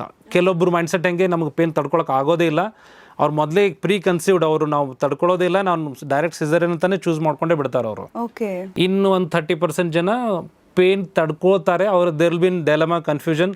ಓಕೆ, ನಾನು ನೋಡ್ತೀನಿ, ಟ್ರೈ ಮಾಡ್ತೀನಿ, ನಂಗೆ ಪ್ರಯತ್ನ ಮಾಡ್ತೀನಿ ಅನ್ನೋ ಮೈಂಡ್ಸೆಟ್ಟಲ್ಲಿ ಇರ್ತಾರೆ. ಬಟ್ ಪೇನ್ ಬಂದ ಮೇಲೆ ಅವ್ರಿಗೆ ತಡ್ಕೊಳಕ್ಕಾಗಲ್ಲ. ಬಟ್ ನನ್ನ ಪ್ರಕಾರ ಡೆಲಿವರಿ ಅನ್ನೋದು ಒಬ್ಬ ಮಹಿಳೆಯ ಚಾಯ್ಸ್. ಅಂದ್ರೆ ಅವಳ ಅಧಿಕಾರ, ಅವ್ರಿಗೆ ಯಾವ ಥರ ಡೆಲಿವರಿ ಆಗಬೇಕು ಅನ್ನೋದು ಅವಳು ನಿರ್ಧರಿಸಬೇಕಾದಂಥ ಒಂದು ಸಂಗತಿ. ಅಂದರೆ usually it's a very major incident or major phase in our life. ಅದನ್ನು ಎಷ್ಟು ಸುರಕ್ಷಿತವಾಗಿಡಬೇಕು, ಅದನ್ನು ಎಷ್ಟು ಸರಳವಾಗಿ ಮಾಡಬೇಕು, ಆಮೇಲೆ ಎಷ್ಟು ಅದನ್ನು ಅವಳಿಗೆ ಪ್ಲೆಸೆಂಟಾಗಿ ಮಾಡಬೇಕು ಅನ್ನೋದು ಹಾಸ್ಪಿಟಲ್ ಅಥವಾ ಡಾಕ್ಟರ್ ಅವರ ಅಟೆಂಡಿಂಗ್ ಆಬ್ಸ್ಟಿಷನ್ ಕೆಲಸ. ಸೊ ನಾವು ಯೂಶಲಿ ಅದನ್ನು ಹೇಳಿದ್ನಲ್ಲ, ನಾವು you give them choices like natural birth, painless delivery ಮತ್ತು ಸಿಸೇರಿಯನ್. ನಾವು ಇದನ್ನು ಚಾಯ್ಸಸ್ ಕೊಟ್ಟು ಮೊದಲು ಅವ್ರ ಚಾಯ್ಸ್ ಕೇಳ್ತೀವಿ. ನಿಮ್ಗೆ ಏನಪ್ಪ, ನಿಮ್ದು ಏನು ಮೈಂಡ್ಸೆಟ್ ಇದೆ, what you want to, how you want to deliver, what should be your mode of delivery ಅಂತ ಅವ್ರು ಚೂಸ್ ಮಾಡಿದ ಮೇಲೆ ದೆನ್ ವಿ ಕನ್ವಿನ್ಸ್ ದೆಮ್. ಈಗ ಅವರು ಡೈರೆಕ್ಟ್ ಸಿಸೇರಿಯನ್ ಅಂತ ಚೂಸ್ ಮಾಡಿದರು, ಅವಾಗ ನಾವು ಅವರಿಗೆ ಕನ್ವಿನ್ಸ್ ಮಾಡ್ತೇವೆ, ಓಕೆ ನಾವು ಒಂದು ಸತಿ ನಿಮ್ಮನ್ನು ಪರೀಕ್ಷೆ ಮಾಡ್ಬೋದಾ, ನಾರ್ಮಲ್ ಆಗೋದಿಲ್ಲ ಅಂತ ಅಟ್ಲೀಸ್ಟ್ ಒಂದು ಪರೀಕ್ಷೆ ಮಾಡಿ ತಿಳ್ಕೊಳ್ಳೋದು ಬೇಡವೋ. ಅವರು ಇಲ್ಲ ಬೇಡ ಅನ್ನೋರಿಗೆ ನಾವೇನು ಮಾಡೋಕ್ಕಾಗಲ್ಲ. We will never impose or force our decision on them. ಹಂಗೂ ಇರ್ತಾರೆ, ಅಂದರೆ ಬೇಡ ಅಂತಾನೆ ಹೇಳಿ. ಇಲ್ಲ ಫಸ್ಟ್ ಡೇದಿಂದನೇ ಅವರು, ಯಾಕಂದರೆ they must have had some bad experience in their family. ಅವ್ರ ತಂಗಿದು, ಅಕ್ಕಂದು, ಅಥವಾ ಅವ್ರ ನೇಬರ್ದು, ಫ್ರೆಂಡ್ಸದ್ದು ಏನೋ ಒಂದು ಬ್ಯಾಡ್ ಎಕ್ಸ್ಪೀರಿಯನ್ಸ್ ಇರುತ್ತೆ, ಅಥವಾ ಅದ್ರ ಬಗ್ಗೆ ಒಂದು ಏನೋ ಒಂದು ಭಯ, ಒಂದು ಕಾಳಜಿ ಕೂತ್ಕೊಂಡ್ಬಿಟ್ಟಿರುತ್ತೆ ಅವ್ರ ಮನಸ್ಸಲ್ಲಿ. So it is her choice. Any woman, ಈಗ ಪ್ರತಿಯೊಂದರಲ್ಲೂ ನಮಗೆ ಚಾಯ್ಸ್ ಇದೆ, ನಮ್ಗೆ ಫ್ರೀಡಮ್ ಇದೆ ಅಂತ ಮಾತಾಡ್ತೀವಿ ಅಂದಮೇಲೆ how she wants to deliver is her choice. So it is her choice. If she is choosing caesarean directly, we should respect her decision. ಈಗ ಯಾರಿಗೋ ಒಬ್ಬರಿಗೆ ಕ್ಲೋಸ್ಡ್ ಸ್ಪೇಸಲ್ಲಿ ಭಯ ಆಗಿದೆ, ಕ್ಲಾಸ್ಟ್ರೋಫೋಬಿಯಾ ಅಂತೀವಿ ನಾವು. ಸೊ ವೆನ್ ವಿ ಕ್ಯಾನ್, ಅದು ಅವ್ರ ಮನಸ್ಸಿನ ಪರಿಸ್ಥಿತಿ. ಹೌದು. ಸೊ ಅದನ್ನು ನಾವು ನಾವು ಅವರಿಗೆ ನಾವು ಆ ಚಾಯ್ಸ್ ಐತಿ, ನಾವು ಏನು ಹಾಕೋಬೇಕು ಅನ್ನೋದು ನಮ್ಮ ಚಾಯ್ಸ್ ಇದೆ, ನಾವು ಏನು ತಿನ್ನಬೇಕು ಅನ್ನೋದು ನಮ್ಮ ಚಾಯ್ಸ್ ಇದೆ ಅಂದಮೇಲೆ ನಾವು ಯಾವ ಥರ ಡೆಲಿವರ್ ಆಗಬೇಕು ಅನ್ನೋದು ಅವ್ರ ಚಾಯ್ಸ್ ಅಲ್ಲ. So we respect her decision. ಇಲ್ಲ ಯಾರಿಗೆ ಡೌಟಲ್ಲಿ ಇರ್ತಾರೆ, ಅವ್ರಿಗೆ ಗೊತ್ತಿಲ್ಲ, ಅವ್ರಿಗೆ ನಾವು ಸ್ವಲ್ಪ ಅವ್ರಿಗೆ ಇನ್ಫಾರ್ಮೇಷನ್ ಕೊಟ್ಟು ಈ ಥರ ಇರುತ್ತೆ ಡೆಲಿವರಿ ಪ್ರೊಸೆಸ್ ಅಂದರೆ ಈ ಥರ ಇರುತ್ತೆ ಅಂತ ಹೇಳಿ ಅವ್ರಿಗೆ ನಾವು ಪರೀಕ್ಷೆಗೆ ಒಳಪಡಿಸ್ತೀವಿ. ಒಂದು ಇಂಟರ್ನಲ್ ಎಕ್ಸಾಮಿನೇಷನ್ ಅಂತ ಮಾಡ್ತೀವಿ, ಪಲ್ವಿಕ್ ಎಕ್ಸಾಮಿನೇಷನ್ ಅಂತ ಮಾಡ್ತೀವಿ. ಮಾಡಿ ಪಲ್ವಿಕ್ ಎಕ್ಸಾಮ್ ಬೇಸಿಕಲಿ ಅದರದ್ದು ಉದ್ದೇಶ ಏನು ಅಂತಂದರೆ, ಬೇಬಿ ವೇಟ್ ಇರುತ್ತಲ್ಲ, ಆ ವೇಟ್ಗೆ ಅವರು ಪೆಲ್ವಿಸ್ ಬರೋ ಹಾದಿ, ಬರ್ತ್ ಪ್ಯಾಸೇಜ್ ಸರಿ ಇದೆಯಾ, ಆಪ್ಟಿಮಮ್ ಇದೆಯಾ, ಅರ್ಥ ಆಯ್ತಾ. ಈಗ ಬೇಬಿ 3.5-4 kg ಇದೆ, ಅವ್ರ ಹೈಟ್ ಕಡಿಮೆ ಇದೆ, ಅವ್ರ ಬರ್ತ್ ಪ್ಯಾಸೇಜ್ ಕಡಿಮೆ ಇದ್ದರೆ ಆಗೋದೇ ಇಲ್ಲ, ಅದು ಸೆಕೆಂಡ್ ಸ್ಟೇಜಲ್ಲಿ ಅಬ್ಸ್ಟ್ರಕ್ಟೇ ಲೇಬರ್ಗೆ ಹೋಗುತ್ತೆ ಅನ್ನೋ ಅಸೆಸ್ಮೆಂಟ್ ನಮಗಿದ್ರೆ, why should we leave her for normal delivery? ಅವ್ರಿಗೆ ಅದನ್ನು ತೊಂದರೆ ಕೊಟ್ಟು ಆಮೇಲೆ ಪ್ರಾಬ್ಲಮ್ ಆದಮೇಲೆ ಡೆಲಿವರಿ ಸೀಸನ್ಗೆ ಒಯ್ಯೋ ಬದಲು ಮೊದಲೇ ಅವರಿಗಿಲ್ಲ, ನಿಮ್ಮದು your birth passage is not adequate for the baby's weight ಅಂತ ಹೇಳಿ we will usually take them directly for the caesarean. Usually caesarean ಅಥವಾ ನಾರ್ಮಲ್ ಡೆಲಿವರಿ ಅಂತ ಡಿಸೈಡ್ ಆಗೋದು ಪೆಲ್ವಿಕ್ ಎಕ್ಸಾಮಿನೇಷನ್ ಆದಮೇಲೆ. ಫಸ್ಟ್ ಅವ್ರದ್ದು ಬರ್ತ್ ಪ್ಯಾಸೇಜ್ ಸರಿಯಾಗಿದೆಯಾ, ಅವ್ರ ಮಗುವಿನ ಸುತ್ತ ಇರೋ ನೀರಿನ ಅಂಶ ಸರಿಯಾಗಿದೆಯಾ, ಮಗುವಿನ ಎದೆಬಡಿತ ಸರಿಯಾಗಿದೆಯಾ, ಆಮೇಲೆ usually natural onset of pains ಇದ್ದರೆ, ನ್ಯಾಚುರಲ್ ಆಗಿ ಪೇನ್ಸ್ ಬಂದರೆ ನಾರ್ಮಲ್ ಡೆಲಿವರಿ ಪ್ರೊಸೆಸ್ ಸ್ಮೂತ್ ಆಗಿರುತ್ತೆ ಮತ್ತು ಚಾನ್ಸಸ್ ಜಾಸ್ತಿ, ನಾರ್ಮಲ್ ಆಗೋ ಚಾನ್ಸಸ್ ಜಾಸ್ತಿ. ಆ ಥರ ಅವ್ರಿಗೆ ಮೊದಲು ಅದನ್ನು ಪೆಲ್ವಿಕ್ ಎಕ್ಸಾಮಿನೇಷನ್ ಮಾಡ್ತೀವಿ. ಮಾಡಿ ಕೆಲವೊಂದಿಷ್ಟು natural ways of inducing labour ಇದೆ, ಅಂದರೆ ಸ್ಟ್ರಿಪ್ಪಿಂಗ್ ಅಂತ ಮಾಡ್ತೀವಿ, ಅಂದರೆ ಮೆಂಬ್ರೇನ್ ಸಪ್ರೇಟ್ ಮಾಡ್ತೀವಿ ಯುಟ್ರೈನ್ ವಾಲ್ಸಿಂದ, ಅಥವಾ ಬಲೂನ್ ಇನ್ಫ್ಲೇಷನ್ ಅಂತ ಮಾಡ್ತೀವಿ. ಒಂದು ಬಲೂನ್ ಇಟ್ಟು ಈಸಿ, ಅದಕ್ಕೆ ಅಂದರೆ ನ್ಯಾಚುರಲ್ ಆಗಿ ಪೇನ್ಸ್ ಬರಲಿ ಅಂತ. ಇದು ಮೆಕ್ಯಾನಿಕಲ್ ಮೆಥಡ್ಸ್, ಅಂದರೆ ಕೆಲವೊಂದು ಈ ಮೆಥಡ್ಸಿಂದ ತಂತಾನೆ ಪೇನ್ಸ್ಗಳು ಶುರು ಆಗುತ್ತೆ. ಅದೇ ನೀವು ಹೇಳಿದ್ರಲ್ಲ, ಈಗ ನಮ್ಗೇನಿತ್ತು ಕಾನ್ಸೆಪ್ಟ್ ಅಂದರೆ ನಾರ್ಮಲ್ ಡೆಲಿವರಿ ಅಥವಾ ಸಿಸೇರಿಯನ್ ಯಾವಾಗ ಡಿಸೈಡ್ ಆಗುತ್ತೆ ಅಂತ, ನೋವು ಅಂತ ಬಂದುಬಿಡ್ತಾರೆ, ಒದ್ದಾಡ್ತಿರ್ತಾರೆ, ಆವಾಗ ಮಗು ಬಂದಿಲ್ಲ ಅಂದರೆ ಸಿಸೇರಿಯನ್ ಮಾಡಬೇಕು, ಮಗು ಬಂತು ಅಂದರೆ ಅದು ನಾರ್ಮಲ್ ಅಂತ ನಮ್ಮ ಕಾನ್ಸೆಪ್ಟ್. ಈಗ ಆ್ಯಕ್ಚುಲಿ ಡಾಕ್ಟರ್ ಪರ್ಸ್ಪೆಕ್ಟಿವಲ್ಲಿ ಏನು, ಒಂದು ತಿಂಗಳಿಗಿಂತ ಮುಂಚೆ ಇಟ್ ಗೋಸ್ ವಿತ್ ಹೇಳಿದ್ನಲ್ಲ. ಈಗ ನಾನು ಹೇಳಿದ್ದು, ನಾನು ನಿಮಗೆ ಈ ಪ್ರೊಸೆಸ್ ಹೇಳಿದ್ದು ನಮ್ಮ ಬುಕ್ಡ್ ಕೇಸಸ್ಗೆ ಅಂತ ನಾನು ಮೊದಲೇ ಮೆನ್ಷನ್ ಮಾಡಿದೆ. ಬುಕ್ಡ್ ಕೇಸಸ್ ಅಂದ್ರೆ they are in continuous follow up ಮಾಡ್ತಿದ್ದಾರೆ ನಮ್ಮ ಹತ್ರ. ಅವ್ರು ನಾವು ಹೇಳ್ದಂಗೆ ನಾವು ಹೇಳಿದ ಟೈಮಿಗೆ ಬರ್ತಾರೆ. ಅವರಿಗೋಸ್ಕರ ನಾವು ಮೊದಲೇ ಇದೊಂಥರ ಯಾವುದೇ ಒಂದು ಪ್ರೊಸೆಸ್ಗಿಂತ ಮುಂಚೆ ಒಂದು ತಯಾರಿ ಅಂತ ಇರುತ್ತೆ. ಆ ತಯಾರಿ ಸರಿಯಾಗಿದ್ದರೆ ಆ ಪ್ರೊಸೆಸ್ ಸರಿಯಾಗುತ್ತೆ. ಈಗ ಫಾರ್ ಎಕ್ಸಾಂಪಲ್ ಪರೀಕ್ಷೆಗಿಂತ ಮುಂಚೆ ಸರಿಯಾಗಿ ಓದ್ಕೊಂಡ್ರೆ ಪರೀಕ್ಷೆ ಸರಿಯಾಗುತ್ತೆ, ಸರಿಯಾಗಿ ಪಾಸ್ ಆಗ್ತಾರೆ. ಸೇಮ್ ಅದೇ ರೀತಿ ಅವ್ರಿಗೆ ಆ ಪ್ರೊಸೆಸ್ ಅಂದರೆ ಏನು ಅರ್ಥ ಮಾಡಿಸಿ, ಅದನ್ನು ಚೆಕ್ ಮಾಡಿ, ಅವ್ರು ಅದಕ್ಕೆ ಸೂಟಬಲ್ ಇದ್ದಾರಾ ಇಲ್ವಾ, ಅವ್ರಿಗೆ ಜೊತೆಗೆ ಒಂದು ಚರ್ಚೆ ಮಾಡಿ ಅವ್ರಿಗೆ ಹೇಳಿ, ಆ ಥರ ಅವ್ರನ್ನ ಪ್ರಿಪೇರ್ ಮಾಡಿದರೆ ಒಳ್ಳೆಯದು. ಈಗ ಅವರು ಡೈರೆಕ್ಟ್ ಪೇನಲ್ಲಿ ಬರೋರು ಯೂಶಲಿ ನಮ್ಮ ಹತ್ರ ಒಂದೊಂದು ಸತಿ ವಾಕಿನ್ ಪೇಷಂಟ್ಸು ಇರ್ತಾರೆ ಡೆಲಿವರಿಗೆ. ಡೈರೆಕ್ಟಾಗಿ ಎಲ್ಲೋ ಬೇರೆ ಕಡೆ ಒಂದು ಆಸ್ಪತ್ರೆಗೆ ಹೋಗ್ತಾರೆ, ಅಲ್ಲೇನೋ ಆಗಿಲ್ಲ ಅಂತ ಬರ್ತಾರೆ, ಅಥವಾ ಇನ್ನೊಂದು ಯಾವುದೋ ಒಂದು ರೂರಲ್ ಹಾಸ್ಪಿಟ್ಲಲ್ಲಿ ಇರ್ತಾರೆ, ಅಲ್ಲಿ ಆಗಿಲ್ಲ ಅಂತೇಳಿ ಮುಂದೆ ರೆಫರ್ ಮಾಡ್ತಾರೆ, ಅವ್ರನ್ನ ಆಗ್ತಾ ಇಲ್ಲ, ಭಾಳ ಹೊತ್ತು ಟ್ರೈ ಮಾಡಿದ್ರೆ ಡೆಲಿವರಿ ಆಗ್ತಿಲ್ಲ ಅಂತ ಮುಂದೆ ಕಳಿಸ್ತಾರೆ. ಆ ಥರ ಪೇಷಂಟ್ಸ್ಗಳನ್ನ ನಾವು ಬಂದಾಗ ಆ ಪರಿಸ್ಥಿತಿಯಲ್ಲಿ ಅವ್ರಿಗೆ ಬಂದಾಗ ಏನಿರುತ್ತೆ ಅಂತ ಅಸೆಸ್ ಮಾಡ್ತೇವೆ ಮೊದಲು. ಅವ್ರು ಯಾವ ಸ್ಟೇಜ್ ಆಫ್ ಲೇಬರಲ್ಲಿದ್ದಾರೆ, ಅವ್ರ ಗರ್ಭಾಶಯ ಹಾದಿ ಎಷ್ಟಾಗಿದೆ, ಬೇಬಿ ಎಷ್ಟು ಡಿಸೆಂಟ್ ಆಗಿದೆ, ಕೆಳಗಡೆ ಬಂದಿದೆ, ಅದ್ರ ಮೇಲೆ ಆಮೇಲೆ ಮಗುವಿನ ಎದೆಬಡಿತ ಯಾವ ರೀತಿ ಇರುತ್ತೆ ಹೇಳಿದ್ನಲ್ಲ, NST ಚೆಕ್ ಮಾಡಿ ನೋಡ್ತೀವಿ. ಆವಾಗ ಆ ಬೇಸಿಸ್ ಮೇಲೆ ಅವ್ರ ಜೊತೆ ಡಿಸ್ಕಸ್ ಮಾಡಿ ತಗೊಳ್ಳೋ ಡಿಸಿಷನ್ ಅದು. ಓಕೆ. ಸೊ ಅಂದರೆ ಅದು ಮುಂಚೆನೇ ಡಿಸಿಷನ್ ಆಗಿರುತ್ತೆ, ಮತ್ತೆ ಆ ಕ್ರಿಟಿಕಲ್ ಕಂಡೀಷನಲ್ಲಿ ಅವ್ರಿಗೆ ಏನು ಬೇಕಾದನ್ನು ಮಾಡ್ತಾ ಹೋಗ್ತೀರಾ ಅಂದರೆ ಪೇಷಂಟ್ಸ್ ಯಾವ ಥರ ಬರ್ತಾರೆ. ಈಗ ವಾಕಿನ್ ಪೇಷಂಟ್ಸಿಗೆ ತಗೊಳ್ಳೋ ಡಿಸಿಷನ್ ಬೇರೆ, ಬುಕ್ಡ್ ಪೇಷಂಟ್ಸಿಗೆ ತಗೊಳ್ಳೋ. Booked patients usually we prepare them for there delivery process. So ideally every woman should have booked visits ಅವರು ಯಾರ ಹತ್ರ ಆ್ಯಂಟಿನೆಟಲ್ ವಿಸಿಟ್ಸ್ ತೊಗೊಂಡಿರ್ತಾರೋ, ಗರ್ಭಿಣಿ ಪರಿಸ್ಥಿತಿಯಲ್ಲಿ ಗರ್ಭಾವಸ್ಥೆಯಲ್ಲಿ ಎಲ್ಲಿ ತೋರಿಸಿರ್ತಾರೋ ಅವ್ರ ಹತ್ರನೇ ಡೆಲಿವರ್ ಆಗೋದು ಐಡಿಯಲ್, ಸೂಕ್ತ ಪರಿಸ್ಥಿತಿ. ಬಟ್ ಯೂಶ್ವಲಿ ನಮ್ಮ ಸೊಸೈಟಿಲಿ ಹೆಂಗಾಗತ್ತೆ ಅಂದರೆ, ಮೊದಲು ತಾಯಿ ಗಂಡನ ಮನೇಲಿ ಇರ್ತಾಳೆ, ಅಲ್ಲಿ ತೋರಿಸ್ತಾಳೆ, ಆಮೇಲೆ ಡೆಲಿವರಿಗೆ ತಾಯಿ ಮನೆಗೆ ತವ್ರ ಮನೆಗೆ ಹೋಗ್ತಾಳೆ, ಅಲ್ಲಿ ಸಡನ್ನಾಗಿ ಅವ್ರದ್ದು ಅಟೆಂಡಿಂಗ್ ಆಬ್ಸ್ಟಿಟ್ಯೂಷನ್ ಅದೆಲ್ಲ ಚೇಂಜ್ ಆಗಿಬಿಡ್ತಾರೆ. ಐಡಿಯಲ್ ಏನಂತಂದ್ರೆ ಅವರು ಅಟ್ಲೀಸ್ಟ್ ಒಂದಾದರೂ ಅಥವಾ ಎರಡಾದರೂ ವಿಸಿಟ್ ಎಲ್ಲಿ ಡೆಲಿವರ್ ಆಗ್ತಾರೋ ಅಲ್ಲಿ ತೋರಿಸ್ಬೇಕು, ಅವ್ರ ಜೊತೆ ಒಂದು ಚರ್ಚೆ ಮಾಡಬೇಕು, ಈ ಥರ ಪ್ರಿಪೇರ್ ಆಗಬೇಕು. ಇದು ಐಡಿಯಲ್ ಪರಿಸ್ಥಿತಿ ಹೇಳ್ತಿದ್ದೆ ನಾನು. ಅವ್ರನ್ನ ಪರೀಕ್ಷೆಗೆ ಒಳಪಡಿಸಿ ಅವ್ರ ಜೊತೆ ಚರ್ಚೆ ಮಾಡಿ ಅವ್ರಿಗೆ ಈ ಥರ ನ್ಯಾಚುರಲ್ ಆಗಿ ಪೇನ್ ಬರೋ ಥರ ಅವ್ರಿಗೆ ಆ ಪ್ರೊಸೆಸ್ಗಳನ್ನ ಅರ್ಥ ಮಾಡಿಸಿ ಅದನ್ನು ಮಾಡಿ, ನ್ಯಾಚುರಲ್ ಆಗಿ ಪೇನ್ ಬಂದರೆ, ನ್ಯಾಚುರಲ್ ಪೇನ್ಗಳು ಯೂಶ್ವಲಿ ಪ್ರಕೃತಿ ದತ್ತವಾಗಿ ಬರೋಂಥ ಪೇನ್ಗಳು ಮಗು ಮತ್ತು ತಾಯಿಗೆ ಯೂಶ್ವಲಿ ಅವು ಹಾನಿಕಾರಕವಾಗಿರಲ್ಲ.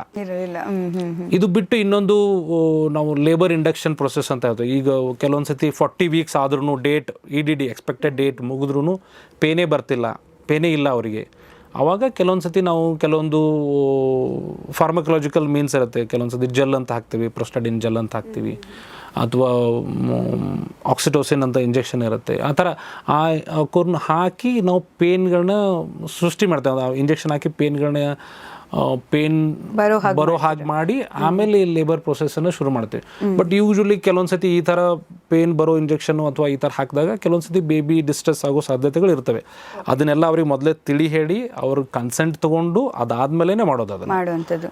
ಎಸ್, ಈಗ ನಾರ್ಮಲ್ ಡೆಲಿವರಿ ಆಗುತ್ತೆ ಅಂತ ಹೇಳಿದ್ರೆ ಅಲ್ಲೊಂದು ಕಡೆ ಪೇನ್ ಇರುತ್ತೆ, ಯಾಕಂದರೆ ಅದು ತುಂಬ ಪೇನ್ಫುಲ್ ಆಗಿರೋಂಥ ಪ್ರಾಸೆಸ್. ಜೊತೆಗೆ ಈಗ ಸಿಸೇರಿಯನ್ ಮಾಡೋದಂದರೆ ಆ ಮಾಡೋ ಟೈಮಲ್ಲಿ ಇಲ್ಲ ಅಂದರೂ ಆಮೇಲೆ ಫ್ಯೂಚರಲ್ಲಿ ಅದು ಒಂಥರ ಒಂದು ಪೇನ್ ಪ್ರಾಸೆಸ್. ಈಗ ನಿಮ್ಮ ಒಂದು ಹೊಸ ಕಾನ್ಸೆಪ್ಟ್ ಇದೆ, ಅದು ಪೇನ್ಲೆಸ್ ಡೆಲಿವರಿ. ಈ ಕಾನ್ಸೆಪ್ಟ್ ಬಗ್ಗೆ ಹೇಳೋದಾದ್ರೆ ಈಗ ಅದು ಎರಡಕ್ಕಿಂತ ಇದು ಬೆಟರಾ, ಇದನ್ನು ಹೇಗೆ ಜನ ಅದರ ಉಪಯೋಗ ಪಡ್ಕೋಬಹುದು ಅನ್ನೋದು ಬಗ್ಗೆ ಮಾತಾಡೋದಾದ್ರೆ? ಅದೇ ಹೇಳಿದ್ನಲ್ಲ, ಪೇನ್ಲೆಸ್ ಡೆಲಿವರಿ ಅಂತಂದರೆ ಇದು ಒಂದು ತುಂಬ ಅದೊಂದು 30-50 ವರ್ಷಗಳಿಂದ ಇದು ಮಾಡಿಫೈ ಆಗಿ ಎವಾಲ್ವ್ ಆಗಿ ಬೆಳೀತಾ ಬಂದಿರೋಂಥ ಒಂದು ಆಬ್ಸ್ಟೆಟಿಕ್ ಪದ್ಧತಿ.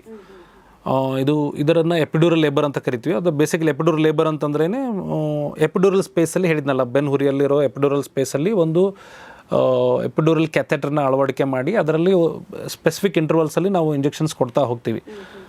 ಯೂಶ್ವಲಿ ಅದನ್ನಿಂದ ತಾಯಿ ಯಾವಾಗ, ಅದು ತಾಯಿಯ ಚಾಯ್ಸ್, ಅದು ಯಾವಾಗ ಅವರಿಗೆ ಪೇನ್ ತಡ್ಕೊಳಕ್ಕೆ ಆಗೋದಿಲ್ವೋ ಅವಾಗಿಂದ ಕೊಡೋಕ್ಕೆ ಶುರು ಮಾಡ್ತೀವಿ. ಈಗ ಯೂಶ್ವಲಿ ಪೇನ್ ಬರ್ದೇನೆ ಕಂತರೂ ಕೊಡೋಕ್ಕಾಗಲ್ಲ. ನಾನೇನು ಅನ್ಕೊಂಡೆ ಪೇನ್ ಬರ್ದೇನೆ ಇಲ್ಲ, ಪೇನ್ ಬರದೇ ಕೊಡುವಂಥ ಪ್ರೊಸೆಸ್ ಅಲ್ಲ ಇದು. ಅಥವಾ ಇದನ್ನ ಹಾಕಿದ ತಕ್ಷಣ ನಾರ್ಮಲ್ ಆಗೇ ಬಿಡುತ್ತಂತಲ್ಲ. ಈ ಇಂಜೆಕ್ಷನ್ ಹಾಕೋದ್ರಿಂದ ನಾರ್ಮಲ್ ಡೆಲಿವರಿ ಆಗಲ್ಲ. ಈ ಇಂಜೆಕ್ಷನ್, ಇದು ಎಪಿಡ್ಯೂರಲ್ ಇಂಜೆಕ್ಷನ್ ಹಾಕೋ ಉದ್ದೇಶನೂ ಅವ್ರಿಗೆ ಪೇನ್ ಸಲುವಾಗಿ ಸಿಸೇರಿಯನ್ಗೋಸ್ಕರ ಆಪ್ಟ್ ಮಾಡಬಾರ್ದು, ಅಥವಾ ಪೇನ್ ಸಲುವಾಗಿ ನಂಗೆ ನಾರ್ಮಲ್ ಬೇಡ ಅನ್ನೋರಿಗೆ, ಅಥವಾ ಆ ಪೇನ್ಫುಲ್ ಎಕ್ಸ್ಪೀರಿಯನ್ಸ್ನ ಜಾಯ್ಫುಲ್ ಎಕ್ಸ್ಪೀರಿಯನ್ಸಾಗಿ ಕನ್ವರ್ಟ್ ಮಾಡೋಕ್ಕೋಸ್ಕರ, ಅಥವಾ ಅವ್ರ ಆ್ಯಂಕ್ಷಸ್ನೆಸ್ನ ಕಡಿಮೆ ಮಾಡೋಕ್ಕೋಸ್ಕರ, ಮತ್ತು ಆ ಬರ್ತ್ ಪ್ರೋಸೆಸ್ಸನ್ನು ಒಂದು ಸ್ಮೂತು ಮತ್ತೊಂದು ಜಾಯ್ಫುಲ್ ಎಕ್ಸ್ಪೀರಿಯನ್ಸ್ ಮಾಡೋಕ್ಕೋಸ್ಕರ ಇರೋಂಥ ಪದ್ಧತಿ. ಅವಾಗ ಅದನ್ನು ಹಾಕಿದಾಗ ಅವ್ರ ಪೇನ್ ಕಡಿಮೆ ಆಗುತ್ತೆ. ಯೂಶ್ವಲಿ ಫಸ್ಟ್ ಸ್ಟೇಜಲ್ಲಿ ಆಲ್ಮೋಸ್ಟ್ 90% ಕಡಿಮೆ ಆಗುತ್ತೆ. ಸೆಕೆಂಡ್ ಸ್ಟೇಜಲ್ಲಿ ಆಲ್ಮೋಸ್ಟ್ ಒಂದು 75 to 80 or 85% ಅಂತ ಹೇಳ್ಬೋದು. ಎಷ್ಟೋ ನನ್ನ ಎಕ್ಸ್ಪೀರಿಯನ್ಸಲ್ಲಿ ನಾನು ಆಲ್ಮೋಸ್ಟ್ ಒಂದು 100ಕ್ಕಿಂತ ಹೆಚ್ಚಿಗೆ ಪೇನ್ಲೆಸ್ ಡೆಲಿವರಿ ಮಾಡಿರ್ಬೋದು. ಎಷ್ಟೋ ಜನ ತಾಯಂದಿರಿಗೆ ಬರೀ ಜಸ್ಟ್ ಡ್ರ್ಯಾಗಿಂಗ್ ಸೆನ್ಸೇಷನ್ ಇರುತ್ತೆ, ಅವ್ರಿಗೆ ಡೆಲಿವರಿ ಆದರೂ ಡೆಲಿವರಿ ಆಗಿದೆ ಅಂತ ಗೊತ್ತೇ ಆಗಲ್ಲ. So it is that magical experience. ಆಮೇಲೆ they will be very happy. Usually first ಡೆಲಿವರಿಗಿಂತ ಸೆಕೆಂಡ್ ಅಥವಾ ಥರ್ಡ್ ಡೆಲಿವರಿ ಯಾರು ನನ್ನ ಹತ್ರ ಪೇನ್ಲೆಸ್ ಡೆಲಿವರಿ ಮಾಡಿಸ್ಕೊಂಡಿದ್ದಾರೋ they are more joyous, they have more gratitude. ಆಮೇಲೆ ಇಷ್ಟು ಖುಷಿ ಆಗ್ತಾರೆ, ಮತ್ತು ಇಷ್ಟು ನಿಜವಾಗ್ಲೂ ಒಂಥರ ಅವರಿಗೆ ಅದೊಂದು ಮ್ಯಾಜಿಕಲ್ ಎಕ್ಸ್ಪೀರಿಯನ್ಸ್. ಅಂದರೆ ದೇವ್ರ ಥರನೇ ನೋಡ್ತಾರೆ ಲಿಟ್ರಲಿ. ಹೇಳಬೇಕು ಅಂತಂದ್ರೆ ಇಲ್ಲ ನಿಮಗೆ ಈ ಥರ ನಮಗೆ ಈ ತಂದು ಗೊತ್ತೇ ಇರಲಿಲ್ಲ ಅಂದರೆ, ಅವ್ರದ್ದು ಪ್ರೀವಿಯಸ್ ಪ್ರೆಗ್ನೆನ್ಸಿನಲ್ಲಿ ಪೇನ್ ತಡ್ಕೊಂಡು ಡೆಲಿವರಿ ಆಗಿದ್ದು ಅದೊಂದು ವೆರಿ ಪೇನ್ಫುಲ್ ಟ್ರೊಮ್ಯಾಟಿಕ್ ಎಕ್ಸ್ಪೀರಿಯನ್ಸ್ ಇರ್ತೈತಿ. ಸೊ ಯಾರಿಗೆ ಪೇನ್ ಅಂದ್ರೆ ಏನು, ಕಷ್ಟ ಅಂದ್ರೆ ಏನು ಅಂತ ಗೊತ್ತಿರೋರಿಗೆ ಸುಖದ ಅನುಭವ ಜಾಸ್ತಿ ಆಗುತ್ತೆ. ಖಂಡಿತ. ಫಸ್ಟ್ ಡೆಲಿವರಿಲಿ ಪೇನ್ ಅಂತ ಏನಂತ ಗೊತ್ತೇ ಇರೋರಿಗೆ ಅವರಿಗೆ ಅದರದ್ದು ಅಷ್ಟು ಡೆಪ್ತ್ ಗೊತ್ತಾಗಲ್ಲ ಅದರದ್ದು. ಸೊ ಅವಾಗ ಆಟೋಮೆಟಿಕಲಿ ಪೇನ್ ಇಲ್ಲದೆ ಇದ್ದರೆ ನಾವು ಅವರಿಗಿಂದ ಕಂಟಿನ್ಯೂಸ್ ಆಗಿ ಮಾನಿಟರ್ ಮಾಡ್ತೇವೆ, ಬೇಬಿನ ಮಾನಿಟರ್ ಮಾಡ್ತೀವಿ, ತಾಯಿಯ ಕಾಂಟ್ರಾಕ್ಷನ್ಸ್ ಮಾನಿಟರ್ ಮಾಡ್ತೇವೆ ಸೇಮ್ NST ಮೆಷಿನಲ್ಲಿ. ಸೊ ಅವಾಗ ಪ್ರತಿ ಸ್ಟೇಜಲ್ಲೂ ನಮ್ಮ ಅನಸ್ಥೆಟಿಸ್ಟು ಡಾಕ್ಟರ್ ಸ್ಫೂರ್ತಿ ಅಂತ ನನ್ನ wife anaesthetist, she is specially trained in this epidural labour technique. ಅವ್ರು ಕಂಟಿನ್ಯೂಸ್ ಆಗಿ ಅವ್ರ ಜೊತೆಗಿರ್ತಾರೆ. ಟ್ರೈನ್ ನಮ್ಮ ನರ್ಸಿಂಗ್ ಅಸಿಸ್ಟೆಂಟ್ ಅವ್ರ ಜೊತೆಗಿರ್ತಾರೆ, ಅವ್ರಿಗೆ ಕಂಟಿನ್ಯೂಸ್ ಸಪೋರ್ಟ್ ಮಾಡ್ತಾರೆ, ಅವ್ರಿಗೆ ಕಂಟಿನ್ಯೂಸ್ ಹೇಳ್ತಿರ್ತಾರೆ ಅವ್ರಿಗೆ ಏನು ಮಾಡಬೇಕು ಅಂತ ಹೇಳಿ. I will be examine them at regular intervals. ಅವ್ರದ್ದು ಬರ್ತ್ ಪ್ಯಾಸೇಜ್ ಹೆಂಗೆ ಓಪನ್ ಆಗ್ತಿದೆ, ಬೇಬಿ ಎಷ್ಟು ಡಿಸೆಂಟ್ ಆಗ್ತಿದೆ ಅಂತ. ಸೊ ಆಮೇಲೆ usually they deliver by 4 to 6 hours or 8 hours ಅಲ್ಲಿ ಡಿಲಿವರ್ ಆಗ್ತಾರೆ. So it is very safe and best method to deliver for any mother ಅಂತ ನನಗೆ ಅನ್ಸುತ್ತೆ. ಅಂದರೆ I feel no woman should undergo pain for any matter, whether it is a delivery pain R any other pain ಅನ್ನೋದನ್ನು ಎಷ್ಟು ನಾವು avoid ಮಾಡೋಕ್ಕೆ ಸಾಧ್ಯ ಆಗೋದು ಅವಾಯ್ಡ್ ಮಾಡಿದ್ರೆ ಒಳ್ಳೆಯದು. ಹೌದು, ಬಟ್ ಈಗ ಸರಿ ಒಪ್ಕೊಂಡು ಮಾಡಿಸಿದ್ರು ಅಂತ ನೆನ್ಕೊಳ್ಳಿ, ಒಂದು ಈಗ ಸಿಸೇರಿಯನ್ ಆದರೆ ಒಂದು 4 ವರ್ಷ ಬಿಟ್ಟು 3 ವರ್ಷ ಬಿಟ್ಟು ಅದರ ಎಫೆಕ್ಟ್ ಗೊತ್ತಾಗುತ್ತೆ ಅಂತ ಹೇಳ್ತಾರೆ ತುಂಬ ಜನ. ಬೆನ್ನು ಸ್ಟಾರ್ಟ್ ಆಗಿಬಿಡುತ್ತೆ ಆ ಇಂಜೆಕ್ಷನಿಂದ ಅನ್ನೋದು, ಅಥವಾ ಅವರ ದೇಹದಲ್ಲಿ ಬದಲಾವಣೆ ಆಗುವಂಥದ್ದು, ಅದೆಲ್ಲ ನಾರ್ಮಲಲ್ಲೂ ಆಗುತ್ತೆ. ಬಟ್ ಸ್ಟಿಲ್ ಇದರಲ್ಲಿ ಸ್ವಲ್ಪ ಜಾಸ್ತಿ ಇರುತ್ತೆ ಅನ್ನೋದು, ಪೇಯ್ನ್ ಇರೋದು ಜಾಸ್ತಿ ಇರುತ್ತೆ ಅನ್ನೋದು. ಸೊ ಹಾಗಾದರೆ ಪೇಯ್ನ್ಲೆಸ್ ಏನಾದರೂ ಅವರು ಡೆಲಿವರಿ ಆಪ್ಟ್ ಮಾಡಿಕೊಂಡ್ರೆ ಆಗ ಅವರಿಗೆ ಫ್ಯೂಚರಲ್ಲಿ ಏನಾದರೂ ಸಮಸ್ಯೆ ಬರುತ್ತೆ ಅನ್ನುವಂಥ ಡೌಟ್ ಇರುತ್ತಲ್ಲ? ಇಲ್ಲ, ಯಾವುದೇ ಥರದ ಸಮಸ್ಯೆಗಳು ಬರಲ್ಲ ಇದರಿಂದ. ಸ್ಪೆಸಿಫಿಕ್ ಆಗಿ ಪೇನ್ಲೆಸ್ ಡೆಲಿವರಿಯಿಂದ ಯಾವುದೇ ಥರದ ಸಮಸ್ಯೆಗಳು ಬರಲ್ಲ. ನಾರ್ಮಲ್ ಡೆಲಿವರಿ ನ್ಯಾಚುರಲ್ ಬರ್ತ್ ಯಾವ ಥರ ಇರುತ್ತೋ ಅದೇ ಥರನೇ ಇದು ನ್ಯಾಚುರಲ್ ಬರ್ತೆ ಇದು, ಬಟ್ ವಿತೌಟ್ ಪೇನ್ ಅಷ್ಟೇ. ಈಗ ಬೆನ್ನು ನೋವಿಂದ ಹೇಳಿದ್ರಲ್ಲ ನೀವು, ಇಂಜೆಕ್ಷನಿಂದ ಬೆನ್ನು ನೋವು ಬರುತ್ತಂತ, ಇದು ಒಂದು ತಪ್ಪು ಮಾಹಿತಿ ಜನರಿಗೆ. ಅಂದರೆ ಬೆನ್ನಲ್ಲಿ ಸೂಜಿ ಹಾಕಿ ಇಂಜೆಕ್ಷನ್ ಮಾಡಿರೋದ್ರಿಂದ ಬೆನ್ನು ನೋವು ಬರುತ್ತೆ ಅಂತ ಅವ್ರದ್ದೊಂದು ಕಾನ್ಸೆಪ್ಟ್. ಈಗ ಎಷ್ಟೋ ಜನ ನಾರ್ಮಲ್ ಡೆಲಿವರಿ ಆದವ್ರಿಗೂ ಬೆನ್ನು ನೋವು ಇರುತ್ತೆ. ಹೌದು ಹೌದು. ಯಾಕೆ ಬೆನ್ನು ನೋವು ಇರುತ್ತೆ ಅಂತಂದರೆ, ಯೂಶ್ವಲಿ ಪ್ರೆಗ್ನೆನ್ಸಿನಲ್ಲಿ ಬೆನ್ನು ಹುರಿ ಲಂಬಾರ್ ಲಾಡೋಸಿಸ್ ಅಂತ ಆಗುತ್ತೆ. ಅಂದರೆ lumbar portion of the spinal vertebral column goes it gets ಮುಂದೆ ಬೆಂಡ್ ಆಗುತ್ತೆ ಈ ಥರ, because of growing uterus, abdomen girth ಹೆಚ್ಚಾಗ್ತಿರೋದ್ರಿಂದ ಆ ವೇಟಿಗೋಸ್ಕರ ಅದು ಲಿಗಮೆಂಟ್ಸ್ ಎಲ್ಲ ಪುಲ್ ಆಗಿ ಮುಂದೆ ಬರುತ್ತೆ, ಲಾಡೋಸಿಸ್ ಆಗುತ್ತೆ. ಆ ಲಾಡೋಸಿಸ್ ಯೂಶ್ವಲಿ ಅದು ನಾರ್ಮಲ್ ಸ್ಪೈನಲ್ ಕಾಲಮು ಮತ್ತು ವೇಟ್ ಬೇರಿಂಗ್ ಆಕ್ಸೆಸ್ ಚೇಂಜ್ ಆಗಿ ಅದಕ್ಕೋಸ್ಕರ ಪೇನ್ ಬರುತ್ತದು. ಆಮೇಲೆ ಯೂಶ್ವಲಿ ಇದನ್ನು ಅವಾಯ್ಡ್ ಮಾಡಬೇಕಂದ್ರೆ ಪೋಸ್ಟ್ ಡೆಲಿವರಿ ಸ್ಟ್ರಿಕ್ಟಾಗಿ ಅವರು ಒಂದು ವೇಟ್ ಮ್ಯಾನೇಜ್ಮೆಂಟು ಅಥವಾ post natal exercises, back strengthening exercises ಎಲ್ಲ ಮಾಡಬೇಕು. ಯೂಶ್ವಲಿ ಅದನ್ನು ಮಾಡಿದರೆ ಪೇನ್ ಬರಲ್ಲ. ಮತ್ತು ಎಷ್ಟೋ ಜನ ಆ್ಯಕ್ಟ್ರೆಸಸ್ಗಳೆಲ್ಲ ಅವರು ತಾಯಂದಿರಲ್ವ, ಅವರು ಡೆಲಿವರ್ ಮಾಡ್ಕೋತಾರಲ್ಲ, ಮತ್ತು ಅವ್ರಿಗೆ ಯಾಕೆ ಪೇನ್ ಇರಲ್ಲ?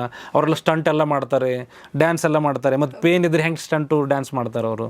ಆ್ಯಕ್ಚುಲಿ ಈ ಕ್ವಶನ್ ಹೇಳುವಾಗ ಯಾಕಂತಂದ್ರೆ ಅವರು they are well aware that ಆಮೇಲೆ ಅವ್ರದ್ದೊಂದು ಲೈಫ್ ಸ್ಟೈಲ್ ಇದೆ, they undergo strict diet, they undergo strict exercise routine post delivery, so they get back in shape. ಮತ್ತು ಅದಕ್ಕೋಸ್ಕರ ಅವ್ರಿಗೆ ಆ ಥರ ಏನೂ ಪ್ರಾಬ್ಲಮ್ ಬರಲ್ಲ.